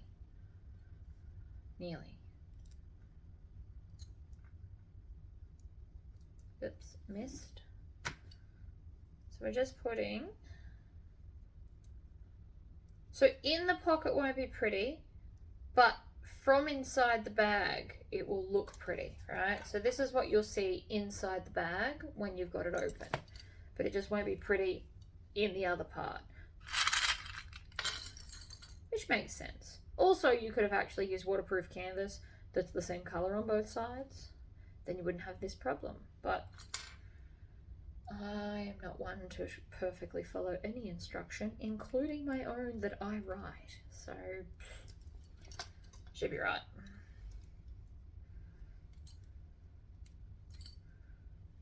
All right, so I've done the corners wrong. Just need to go back and even out this excess fabric because I've pulled something too far. It's usually at a corner that I have, like I do this, which is why I clip these and I don't just, you know, go gung-ho and assume it will fit. See, because now it fits. So I'm going to, I've got all the pretty sides on the outside, which will be the inside of the bag, and I'm just going to stitch it together.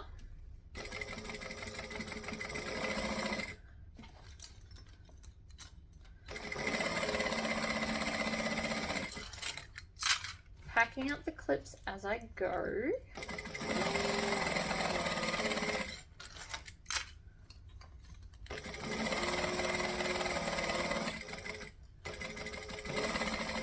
Wonder if I could hack this for bag of brush.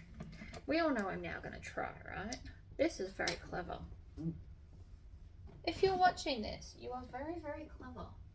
Now, I just need the binding, which is... Now, if you didn't have binding, you can obviously just cut more of this fabric and put it around the edge. I was going to use this on the mesh pocket trim until I realized I had no mesh. But this is also going to work on here. So I'm just going to bind this. Now, it might make it a little bit thick, but it's also going to make it neat and pretty. And I like pretty.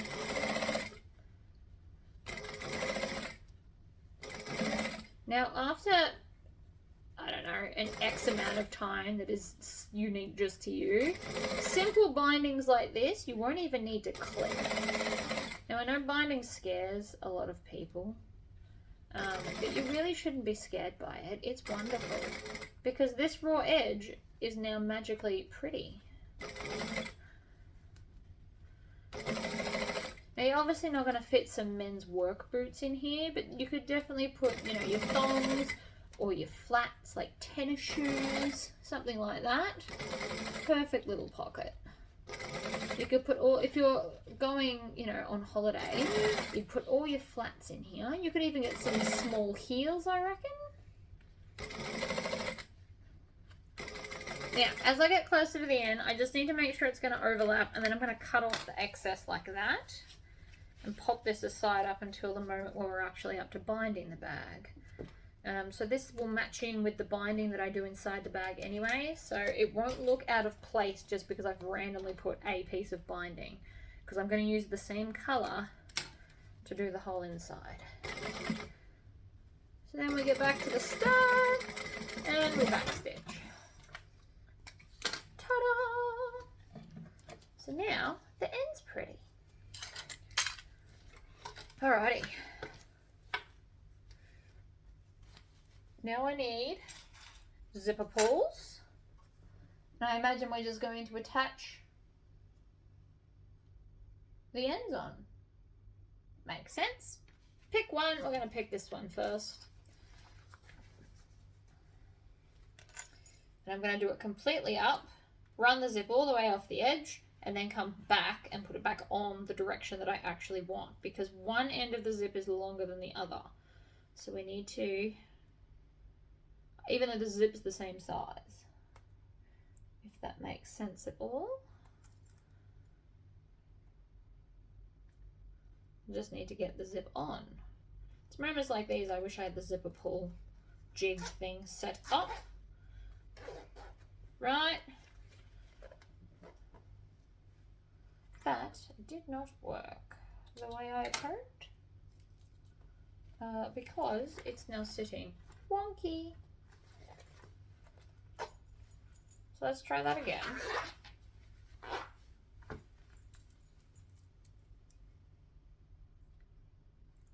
I'm going to put it on here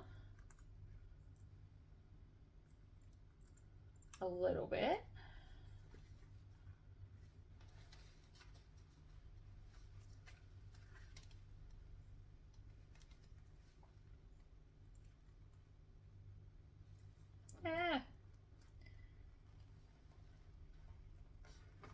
Come on you go. No? Of course you don't want to. Don't be silly.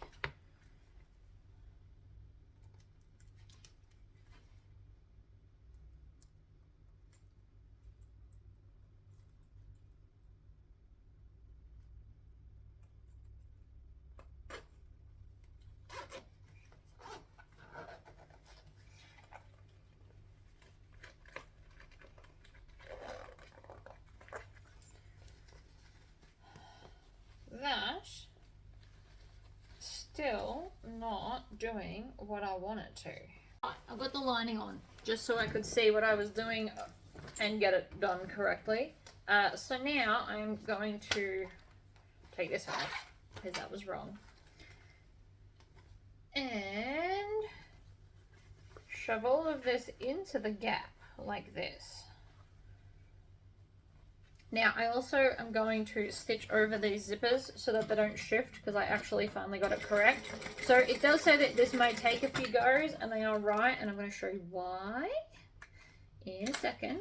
Because the outer zipper is technically longer than the inner one, so you have to start up a little bit. Let me trim off these millions of tails and I'll show you what I mean. Right, so I had to start up a little bit, so we're going to do it on this one. So you want the outer ones, you're going to put it on the outer zipper, which is on this main part first, like this, and you want to come down, I don't know, how many teeth is that? 2, 4, 6 teeth is what I'm starting on. Now obviously it's going to shift as I do this, but it's just a little bit. Then we want to thread in the other ones and push and get that on, and then hopefully this will sit better. So see how now that sits flat? I mean, it's a little bit shorter, but we're ignoring that because it's flat, and that's what we want. See how that works now? So now I need to put the zipper back on. So if you want to, now that it's even, you can actually put like a little snip in the zip so that you then know that that's where it needs to join to. because that will help you. So now I just need to get it on evenly from here. So this is one of those times where the zip is probably going to be the tricky part of the day, because you have to get it all nice and lined up when it doesn't want to. But it's not the boss of you, and you can do it, right? Done. And then you just shove all of the pocket up in the middle. We also need to get this lined up along the bottom. So the bottom of the pocket needs to line up with the bottom of the pieces, and then I'm going to clip it and clip it like so. Do I want to clip the other side to it as well? Feels like I do want to, but I do want to. So we are going to clip this side and everything together except the actual pocket. You want it shoved in the middle, making sure that we're not going to clip that bit. Alright, so you're going to want to use lots of clips on this to make sure it's all going to behave like that. And it's now in there, and we're going to stitch it down.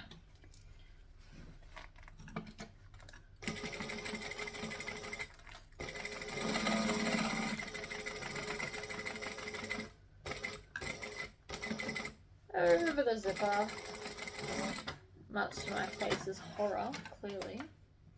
And then we can just trim off all of that. And voila, in the bin.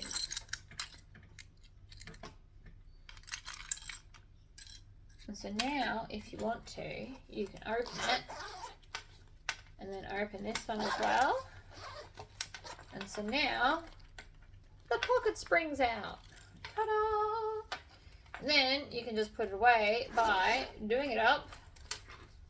You can fold it up, or you can like do a cool twist thing like this. The twist works pretty well. And then it's just gonna go hiding in there like so. Boom! One wall. Yay! So, let's go attach it to this bit. No, this end.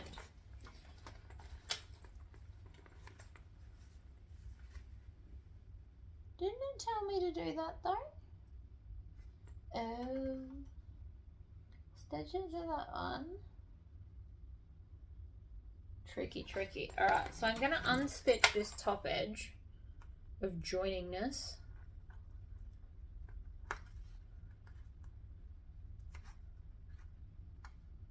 Right. Unstitch up here so that I can attach both sides individually.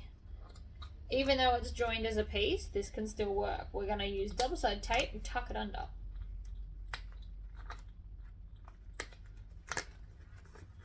I just need to separate these two. It did say baste, so I am just undoing the basting. I don't use quick unpicks. I use snips and just snip across like so.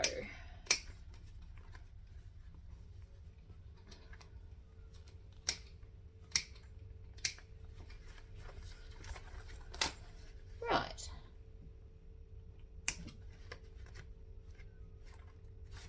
Pull all those threads off. We don't want any of them here.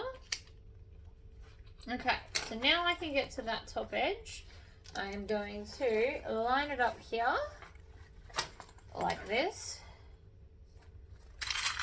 and clip it down.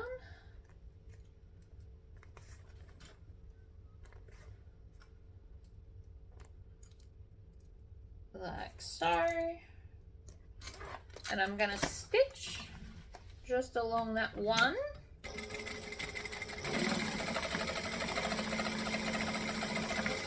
Like that. Trim off those tails. And then I'm going to lay this flat, tuck this seam down. And then this is just going to fold under and then we can top stitch that on like that.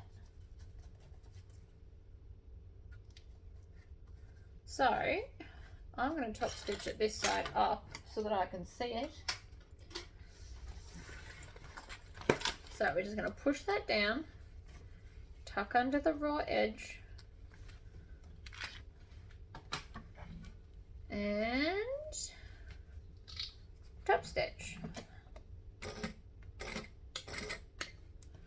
like so. Under with the raw edge, over with the top stitch. Making sure that you are tucking under the raw edge properly.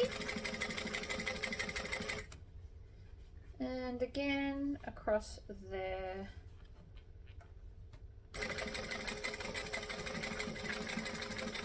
And voila!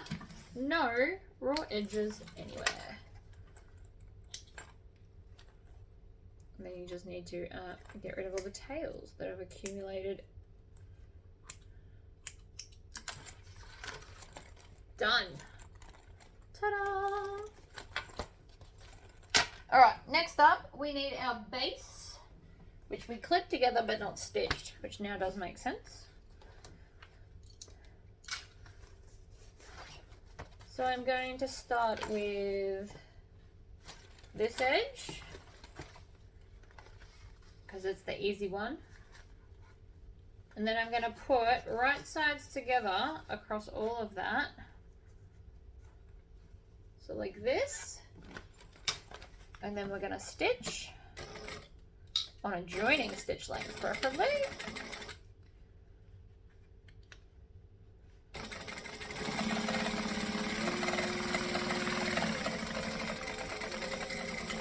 Like so. And then I'm going to take this edge like this, line it up, clip it up. I am going to open this to make sure that I'm not accidentally stitching the pocket, because that would not be a good day. We'd have to undo a whole bunch of stuff.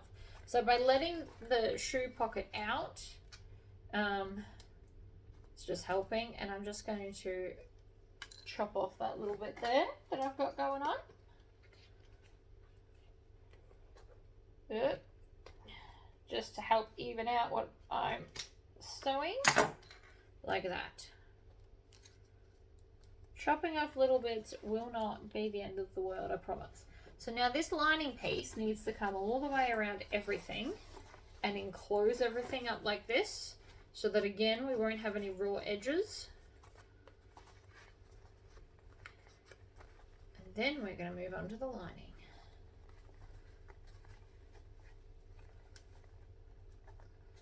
Right, under we go. We're going to stitch and back stitch, and then slowly, because of the amount of thickness that's here, stitch all the way along.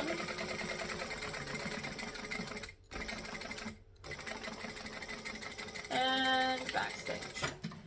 Never back stitch over bulky, like super bulky stuff. You snap needles. And then if we turn this through,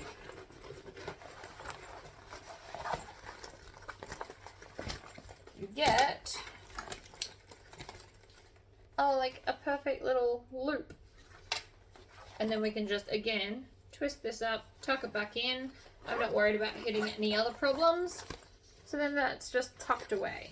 Ta-da! If you want to, we can also top stitch down there. So let's do that because it's pretty. I am going to top stitch through all the layers, but if you want to, you can just pull that lining over like that. But it's not going to matter, and it's going to look nice.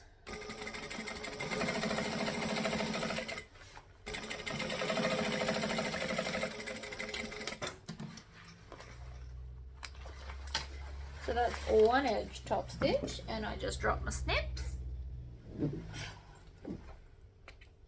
And the other one.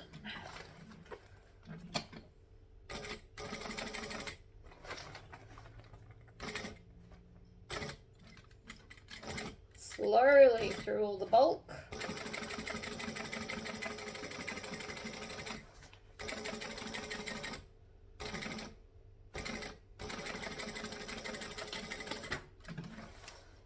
Snip. And voila. So that is now the whole gusset and the outer piece is done. We have just got the lining bits to go, which are here. So, I've done all of that. Where are we up to? Here we go. So we need some of these. We should have 4 of these in sets of 2. So you should have 2 facing one way and 2 facing the other. We just need 2 for a minute. Like that. And then this is the zipper pocket. So that's not what we need. Slip pocket. So this is the one we're using.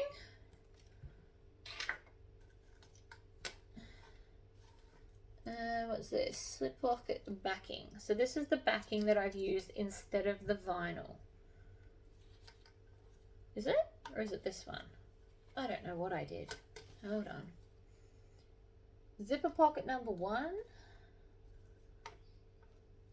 Zipper pocket backing. Yeah, so this is what I've used in place of, and that's zipper pocket 2. Okay.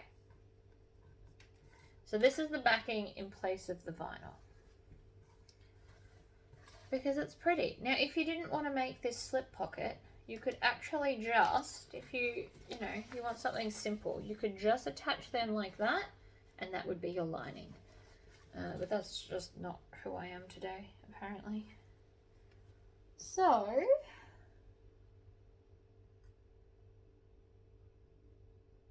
we are going to fold it over like this. You can actually kind of just make this up, if I'm honest. So, we need the bottoms to line up no matter what. So, what I can do, and I'm just going to show you this as like a cool little hack.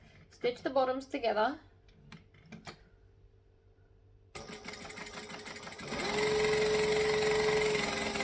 Right? It doesn't even need to be backstitched. Then, so this is going to make our 2 pockets.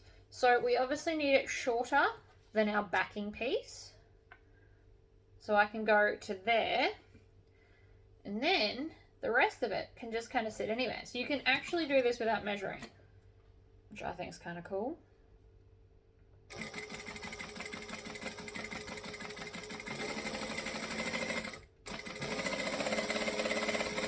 So there's the top slip pocketness for a nice large pocket. And so then I've got this excess here. So I need it to come, depending on how deep you want it. So you can come further down and have it little down there, or we can have it up higher so that they're closer together like this. I'm going to put mine right there because that's just where it's lined up. And then we just want to pull this back and stitch just this one. Now again, there is measurements for this if you don't want to wing it, but sometimes it's fun to wing it. I like winging things sometimes. So then it's just a matter of lining that up. Nope. Other way. That way, because this is our bottom raw edge. And then I've got a slip pocket there and a slip pocket there. And then this is my backing piece, so it just sits on top of that, like so. And so now I've got a big pocket and a little pocket all lined up, just like that. So now I'm going to grab my side pieces and stitch them on, joining stitch length.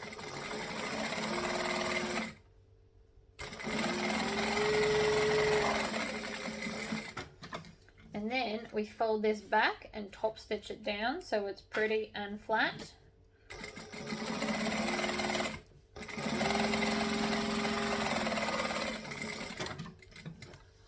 Like so.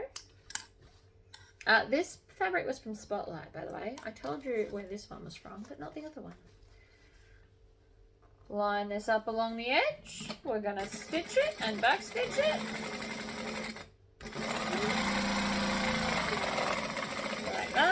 and then we're going to twist it, and we're going to pull it back, and we're going to top stitch it down too. And back stitch. And that is now one lining piece. So we've got a big pocket, which if you want to, you can baste along the bottom. If you're worried about it moving at all, basting is always your friend. Right? So now you've got a big slip pocket for all your bigger stuff, and then a little one at the front for stuff that isn't as big, obviously. And that one's done, so we can pop that aside. One more to go. I've done all of that. So, what have we got left? I have got a zipper pocket backing. So this is the backing piece again, so that's easy enough. Then I've got a whole bunch of pieces going on, actually. Zipper pocket lining, my two side bits, and zipper pocket number 2 and zipper pocket number 1. So let's go read up what we're doing about those. Zipper pocket.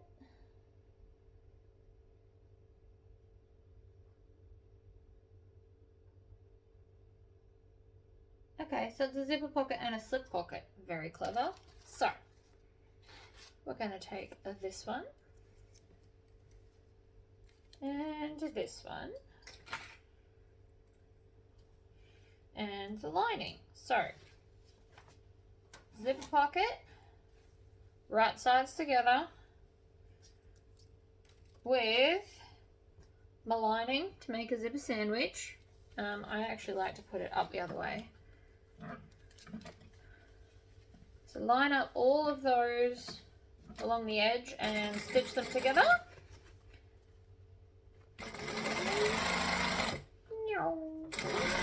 Oh, did that break? Oh, I thought it broke. No, I ran out of bobbin thread. Of course I did. Alright, let me make another one. My paranoia made me wind 2 bobbins. So we're just going to go back a few stitches from where we left off and ran out of bobbin thread, and then continue on. And I want to back stitch slowly because it is a full bobbin, and I know what my machine's like, and it tends to not like that. Okay, so then lining piece, zipper, other piece,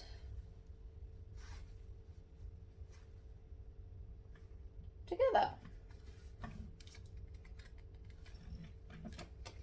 Right sides are facing the right way.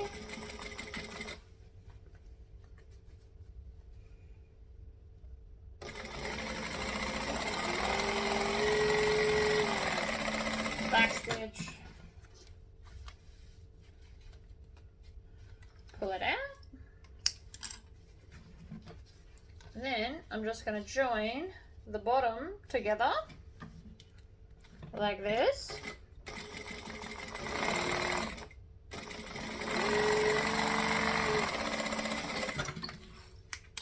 And then when I turn it through,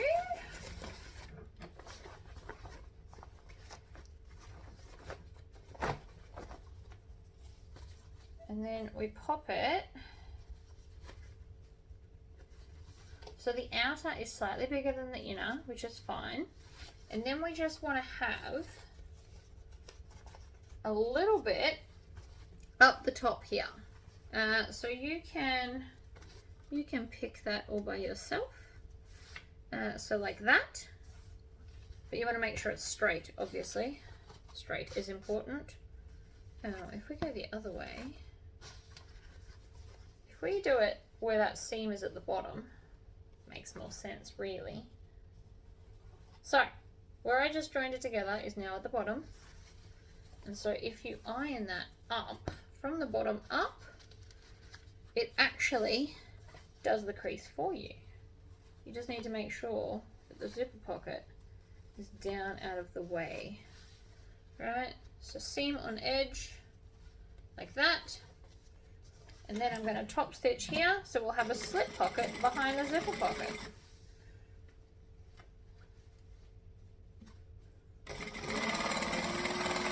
Like that. Haha. Now I need a zipper pull, which I've got here. And I'm going to have mine closing to the left, so I'm going to open it up on the right and thread it on.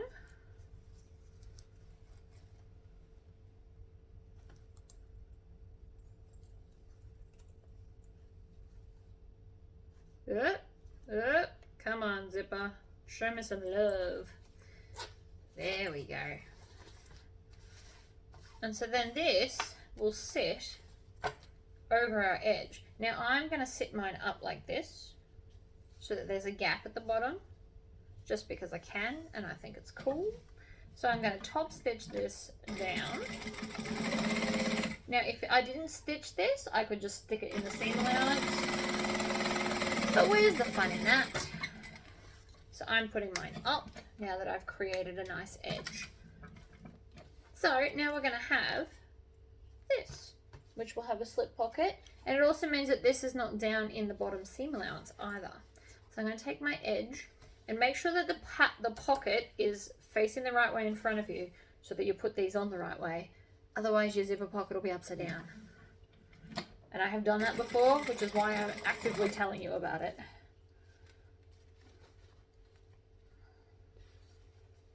It obviously wasn't a deliberate thing when the last time I did it, but it did happen. So we're going to stitch over that. We're going to back stitch at the bottom, pivot, fold this back, and then top stitch 1/8 of an inch on this piece. Not on the other piece, so you make your zipper pocket smaller. Up we go. Trim your tails. Other side. Line it up, stitch it down, top stitch it. And then we're up to the joiningness. Pivot around, fold it back, stitch on the seam allowance. We're stitching it down so it's flat and it looks pretty. It's kind of a twofer.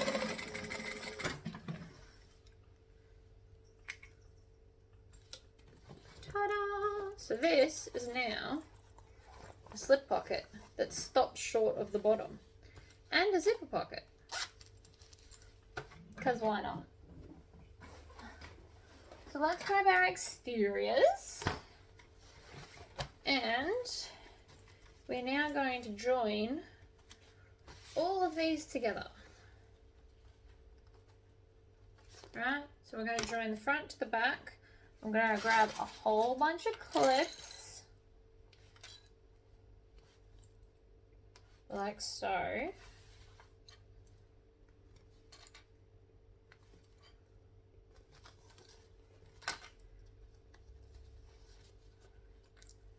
I'm going to use a lot of clips. You can also go and iron it to the, what's it called? The foam, which I do also want to do. But I might use a mini iron at the end due to all the vinyl that's kind of everywhere.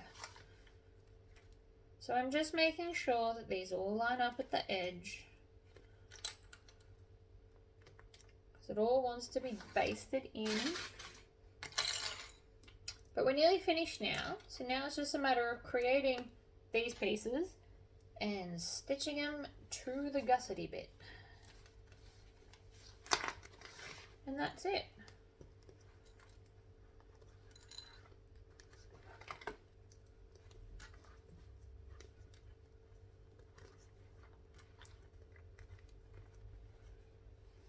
What have I done here? Nothing. Totally fine. I thought I'd done something wrong. I haven't. It's fine. Was just trying to trick me. Okay, so that's the first one on. So let's baste all of that. So anywhere within your 1/2 inch seam allowance is fine. And remember, we don't have a huge amount of bulk because of the handles are up higher.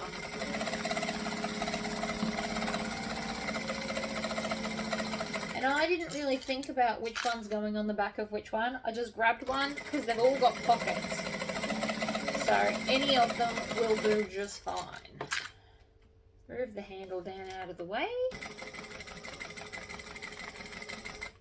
Stitch along. Anytime there's where I go over a bulk bit, I always like to slow down. Just in case. And we're back to the start, so you can back stitch it. And that. So now we're down to 4 pieces. Now we need to get down to 3. So let's do the last one, which was the slip pocket one I did. So the slip pocket's now going to be on the back. Doesn't really matter which one's which, unless you want it to matter, and by all means go right ahead.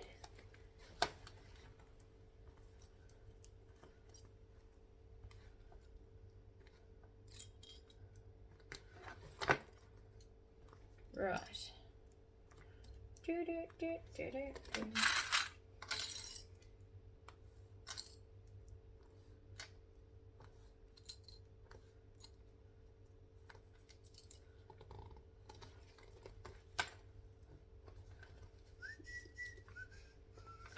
Whoops, dropped it. So we're just, I know they're the same size and everything, but I just want to clip them to make sure that they don't shift while I'm going around curves at full speed, because it is a thing that can happen. It is why sometimes I do choose to clip the curves, because sometimes they're just a little bit naughty.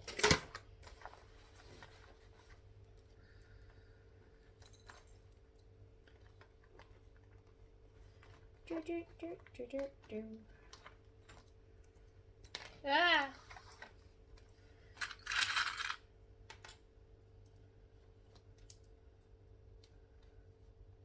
Oh, I'm pretty happy with that. So let's baste it. I'll start here just because I'm already here. Doesn't actually matter.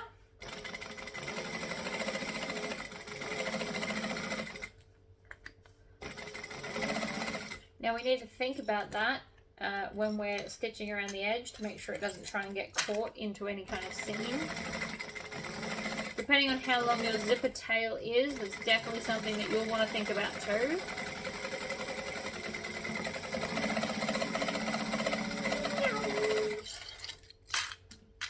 Clean up the clips. It's just easier.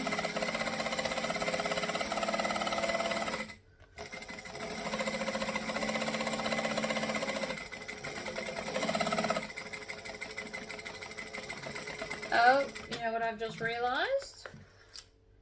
That's annoying. I didn't put the rivets on these handles. So I am going to have to unpick. Much to my disappointment. I'm not unpicking the whole thing though. I realised when I got to about here and I went, hold on a second. And then I kept stitching because I hadn't quite figured out what was wrong. So I just need to be able to get the rivet press in. So I'm not going to unpick the whole lot because that's time consuming. See, this is why I use these. These are more controlled than a quick unpick. Even though I'm using it exactly like a quick unpick, I just don't have the same amount of success. Right, so that's enough because I can now get in.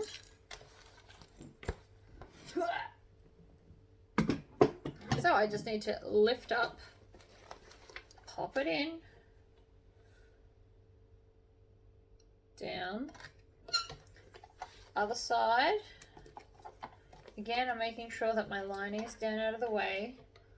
It's not the be all and end all if you forget stuff, guys. Clearly, I forget stuff all the time.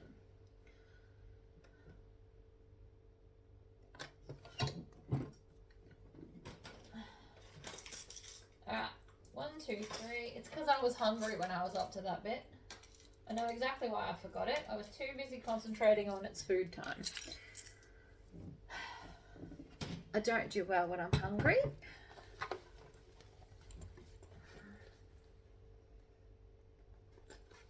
Concentration's out the window and everything annoys me. I basically get hangry. Not on camera. I go and eat before we get to that point. But if I was to try and push through, there's a fair chance I would get hangry. So we're just going to put the rivets in now. Again, like I said, it's no big deal. I realised before I've sewn the whole bag together, so that's a win. Otherwise I would have had to like crack a space. Or just have the rivets popping out into the lining. In which case you would remove the other side rivets and then do the same thing and it would look like a design feature. Depending on if it goes through a, you know, zipper pocket or whatever.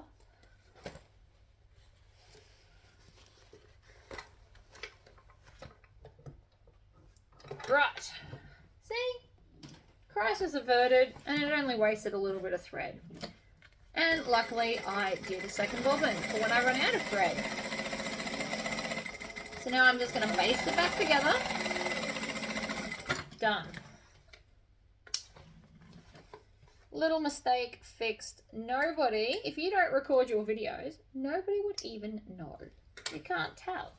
So I'm going to tuck the handle in to here.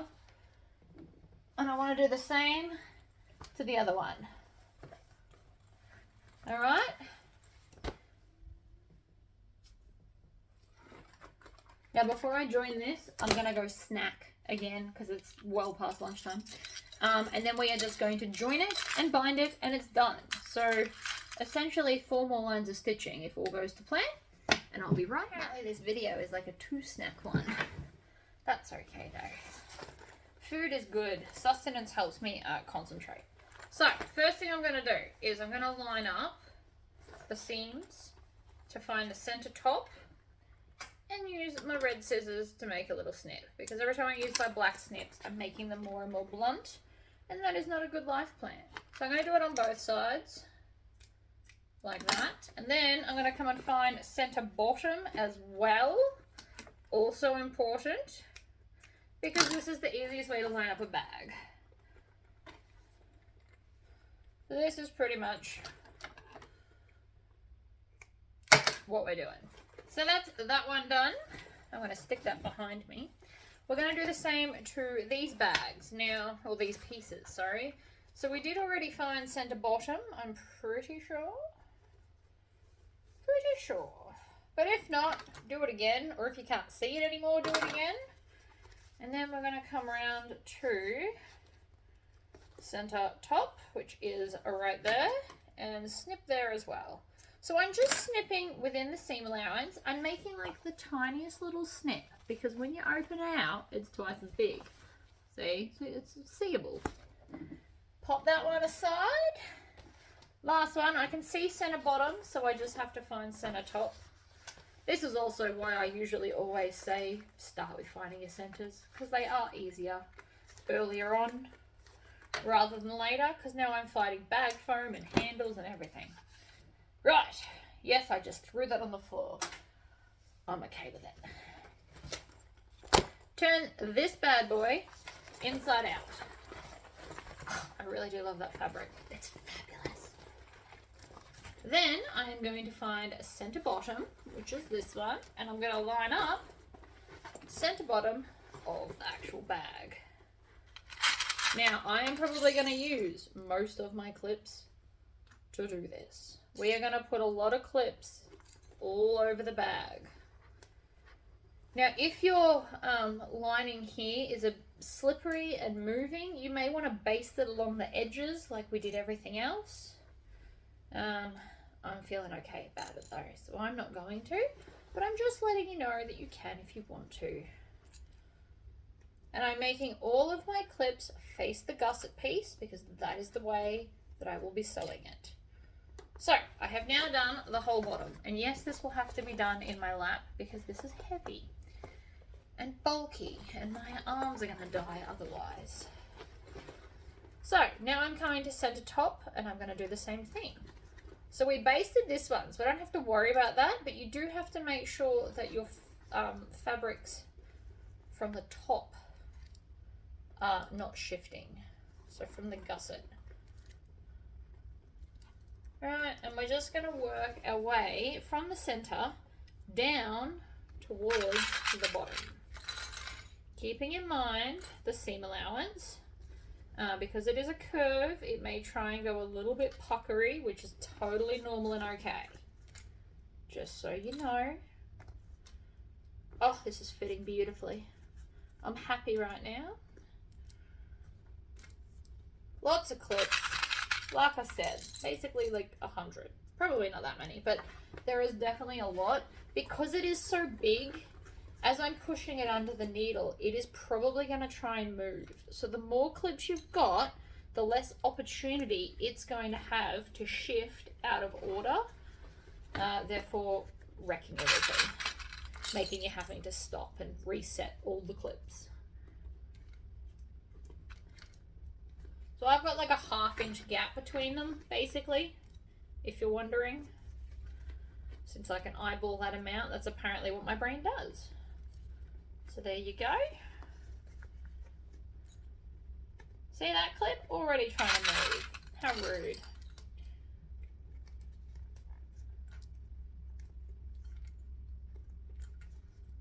Oh, would you look at that. So we're going to stitch it, then bind it, then move to the other side, because it's always easier to have one side on and one side off. So, squish the bag down. I want to start on the flat bit because it's always the easiest place to start. So I'm just going to pull out one clip to make room to let me get in. Needle down, stitch forward, stitch back. If you're paranoid about stitching backwards, you can just drag the whole thing back and stitch forward through your original lots of stitching. Whichever one works easier for you. And then off we go. Now I'm going to go slow and steady as opposed to zoomy like I normally am, because this is very thick and very large, and it's going to be slightly awkward to do around corners.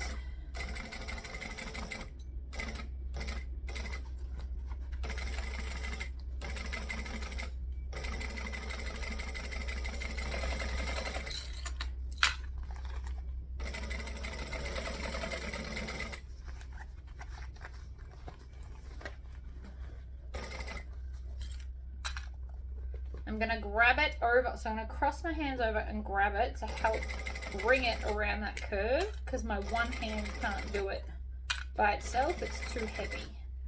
So I'm crossing my arms over to get it under.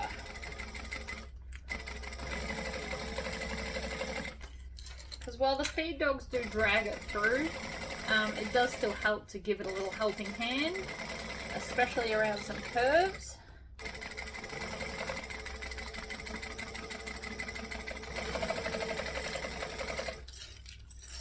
Again, I'm going to clean up the clips.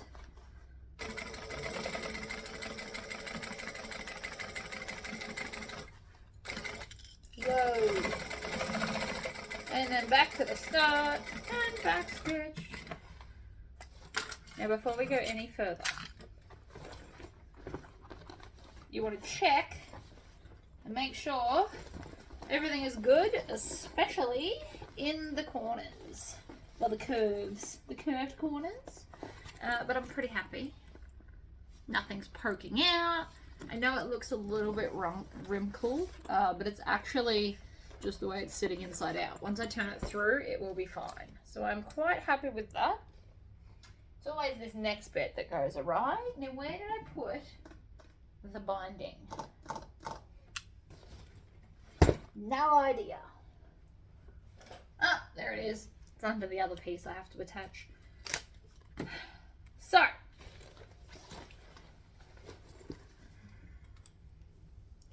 let's try and do it without clipping it, just because I'm curious to see if I can. I mean, we've come this far, we may as well just see what else I can manage. So I'm just gonna hold it on there to begin with, stick it under. I did do this before, but it was also a lining piece and much more pliable. But I am just curious. you never know. Might work out gloriously. In which case, I'm going to save myself a bunch of time from the whole clipping thing.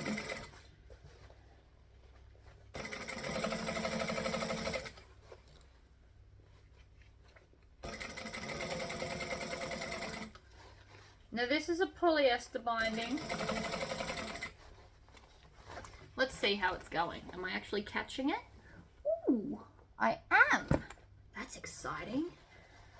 Without having to clip it, I'm saving myself, you know, 5 to 10 minutes in bag makingness.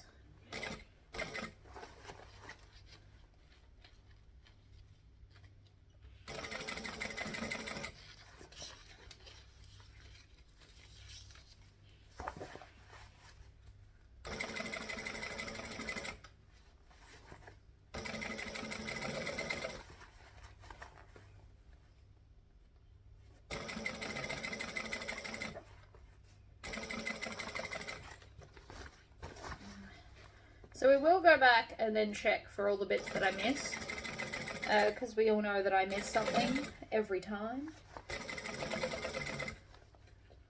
But I am feeling good about this so far.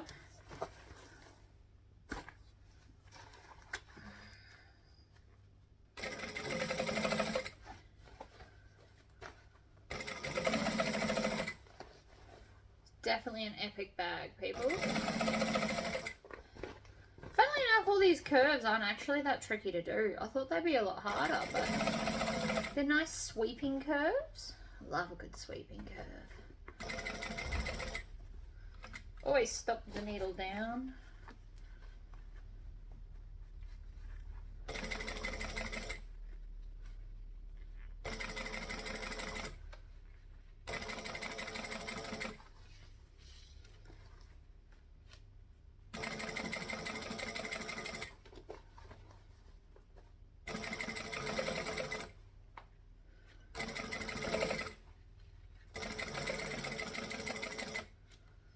Needle down.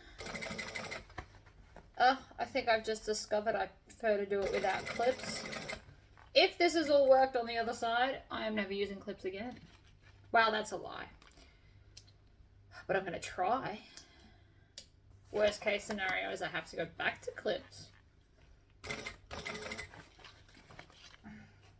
Right, so I'm just going to make it slightly overlap. Chop off that excess. The excess being the whole roll.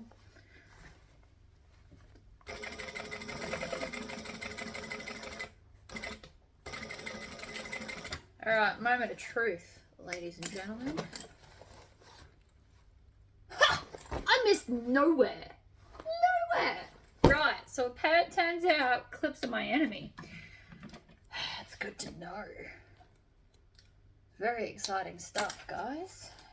Oh, I'm just finding random tails though. That's less than awesome. Oh, I'm happy.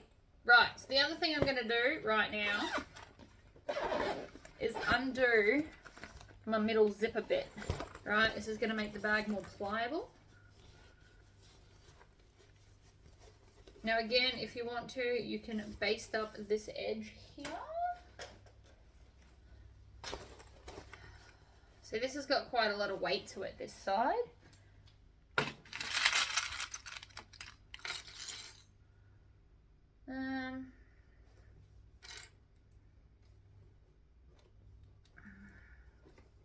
Alright, I'm going to clip this off screen. All clipped together. I have put a whole bunch of the clips on upside down because, you know, that's where my concentration is at. I was doing something else at the same time. Clearly never a good idea. But it just means it will take me a little bit longer to pull them off. Not the end of the world. It's always just advisable to put your clips up the right way, but if you don't do it and it's an accident, it's fine.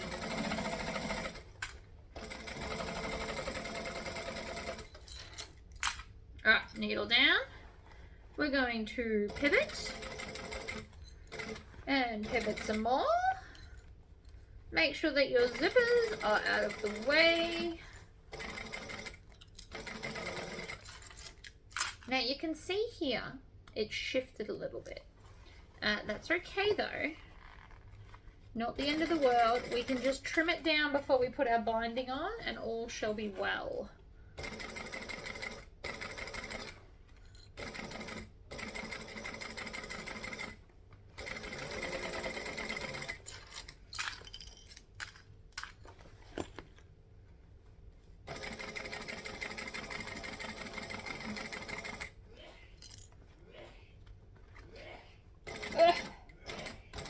That's just a little thick bit.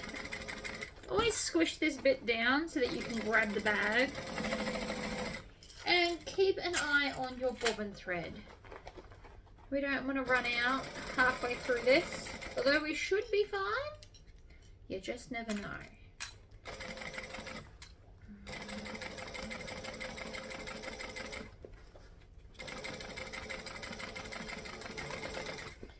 This is a monster bag, but it's not actually that hard to stitch through because of the way it's designed, so that's good.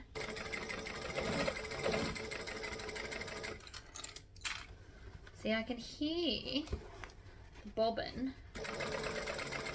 getting empty, so I am going to change it to my other one I pre-did right before we do binding, because that's the last thing I need is if the binding runs out. Okay, so scissors, and then we're just going to cut a little bit off that curve because it shifted. That much nobody's going to be able to tell. Like if you took off a whole corner, maybe, but that little bit there, really not such a big deal, so don't let it freak you out. We are going to check inside the bag just to make sure that everything's glorious. Which it is, and you can't even tell because it's still curvy and it still sits the same. Right? It's still sitting fabulously. Oh, I really like this fabric. I'm not even a big purple person. Very cool. Alright, binding. Here we go. Home stretch. Let's try once again to do it without clips. Stretch it out. I'm going to start, I want to start on the flat but not too close to the corner because we do have to get it to overlap, and so you want it where it's going to be easy to do. We want to make our life easier, not harder. If your bag hasn't got a flat, like circle bags, then so be it. But when you've got a flat section, always use the flat section to start and finish. Doesn't have to be perfectly in the center, it just has to be on a flat bed. And it's usually the bottom because usually the top usually has some kind of curve. And I will stop saying the word usually now.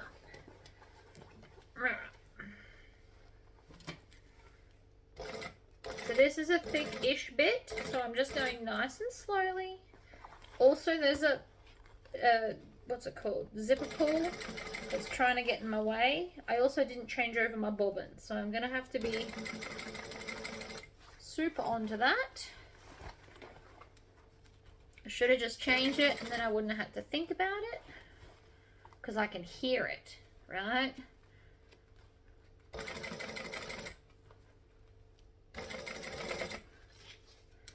You hear it when it gets close to finishing, and the more you sew, the more in tune with the noise you will be.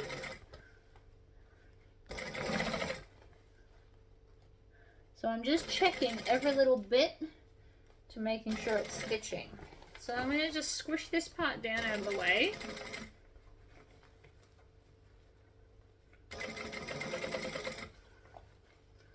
Tuck it under and over and down.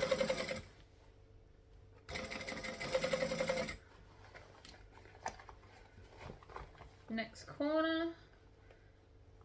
I'm just folding it over in like 1 and 2 inch increments. When it's a straight bit, I can do the 2 inches, and when it's a short bit, I just fold over this much and then stitch it and then do it again and again and again. If you're not feeling, this is actually working out better than when I normally just fold it, but if you don't feel like it's your thing, by all means, please use clips. If it's gonna make you not freak out so much, do what's easy.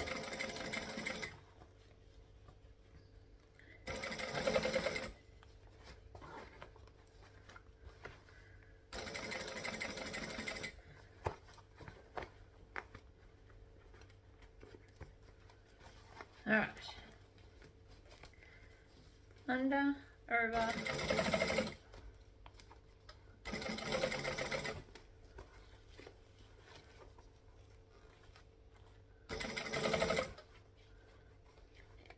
Final corner. Still checking on my bobbin. I might make it around, although knowing my luck will run out like 2 inches before the end. Around the corner.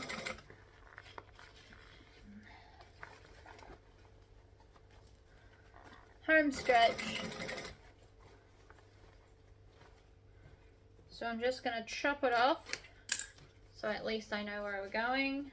I am going to put a rubber band on this because I drop everything. There's a fair chance that then it'll come unwound and I have to fix it.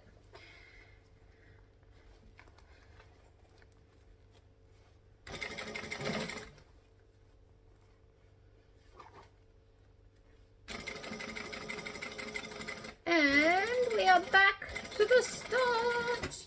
And I made it with the bobbin. Ha! That's awesome. So then again, I'm going to flip it over and I am going to check for anywhere that I missed, and I didn't miss anywhere. I definitely am better at this without clips, which is good to know. So we've now got a slip pocket with our zipper pocket. We've got a little slip pocket and a big slip pocket. And then we're going to turn the bag through, and I'm just making it like a fist and pushing it. I'm not being super gentle. If you can't be rough with your bag, you can't use your bag. It will be a decorative purposes only type deal. I've got, oh no, it's not attached, it's just a floating thread. I'm going to stand up for this. It's always easy to turn a bag when you're up over it, in my opinion.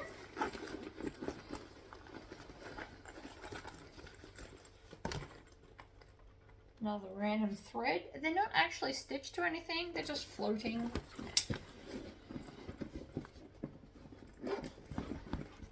Ha! Ha ha ha ha! Push all of that around. Now this will still need a Tory squish, but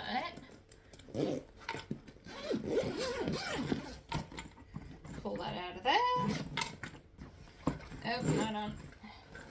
I want to come in here and push this out some more. It's not quite sitting out enough. That is huge. Look at that, guys. And it's adorable. Now, I do see how this is not out. See how it's not sitting out enough? That's just because I need to Tory squish it some more. But that is huge. That's like, here's my head and here's the bag. Like, ginormous. It's a very good size weekend bag. I could quite happily take a weekend trip with this. You'd fit heaps.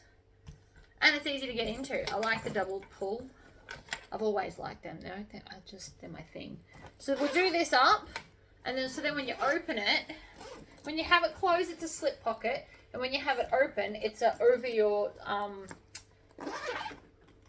wheelie suitcase thing. That is very, very cute. I'm quite happy with how that came out.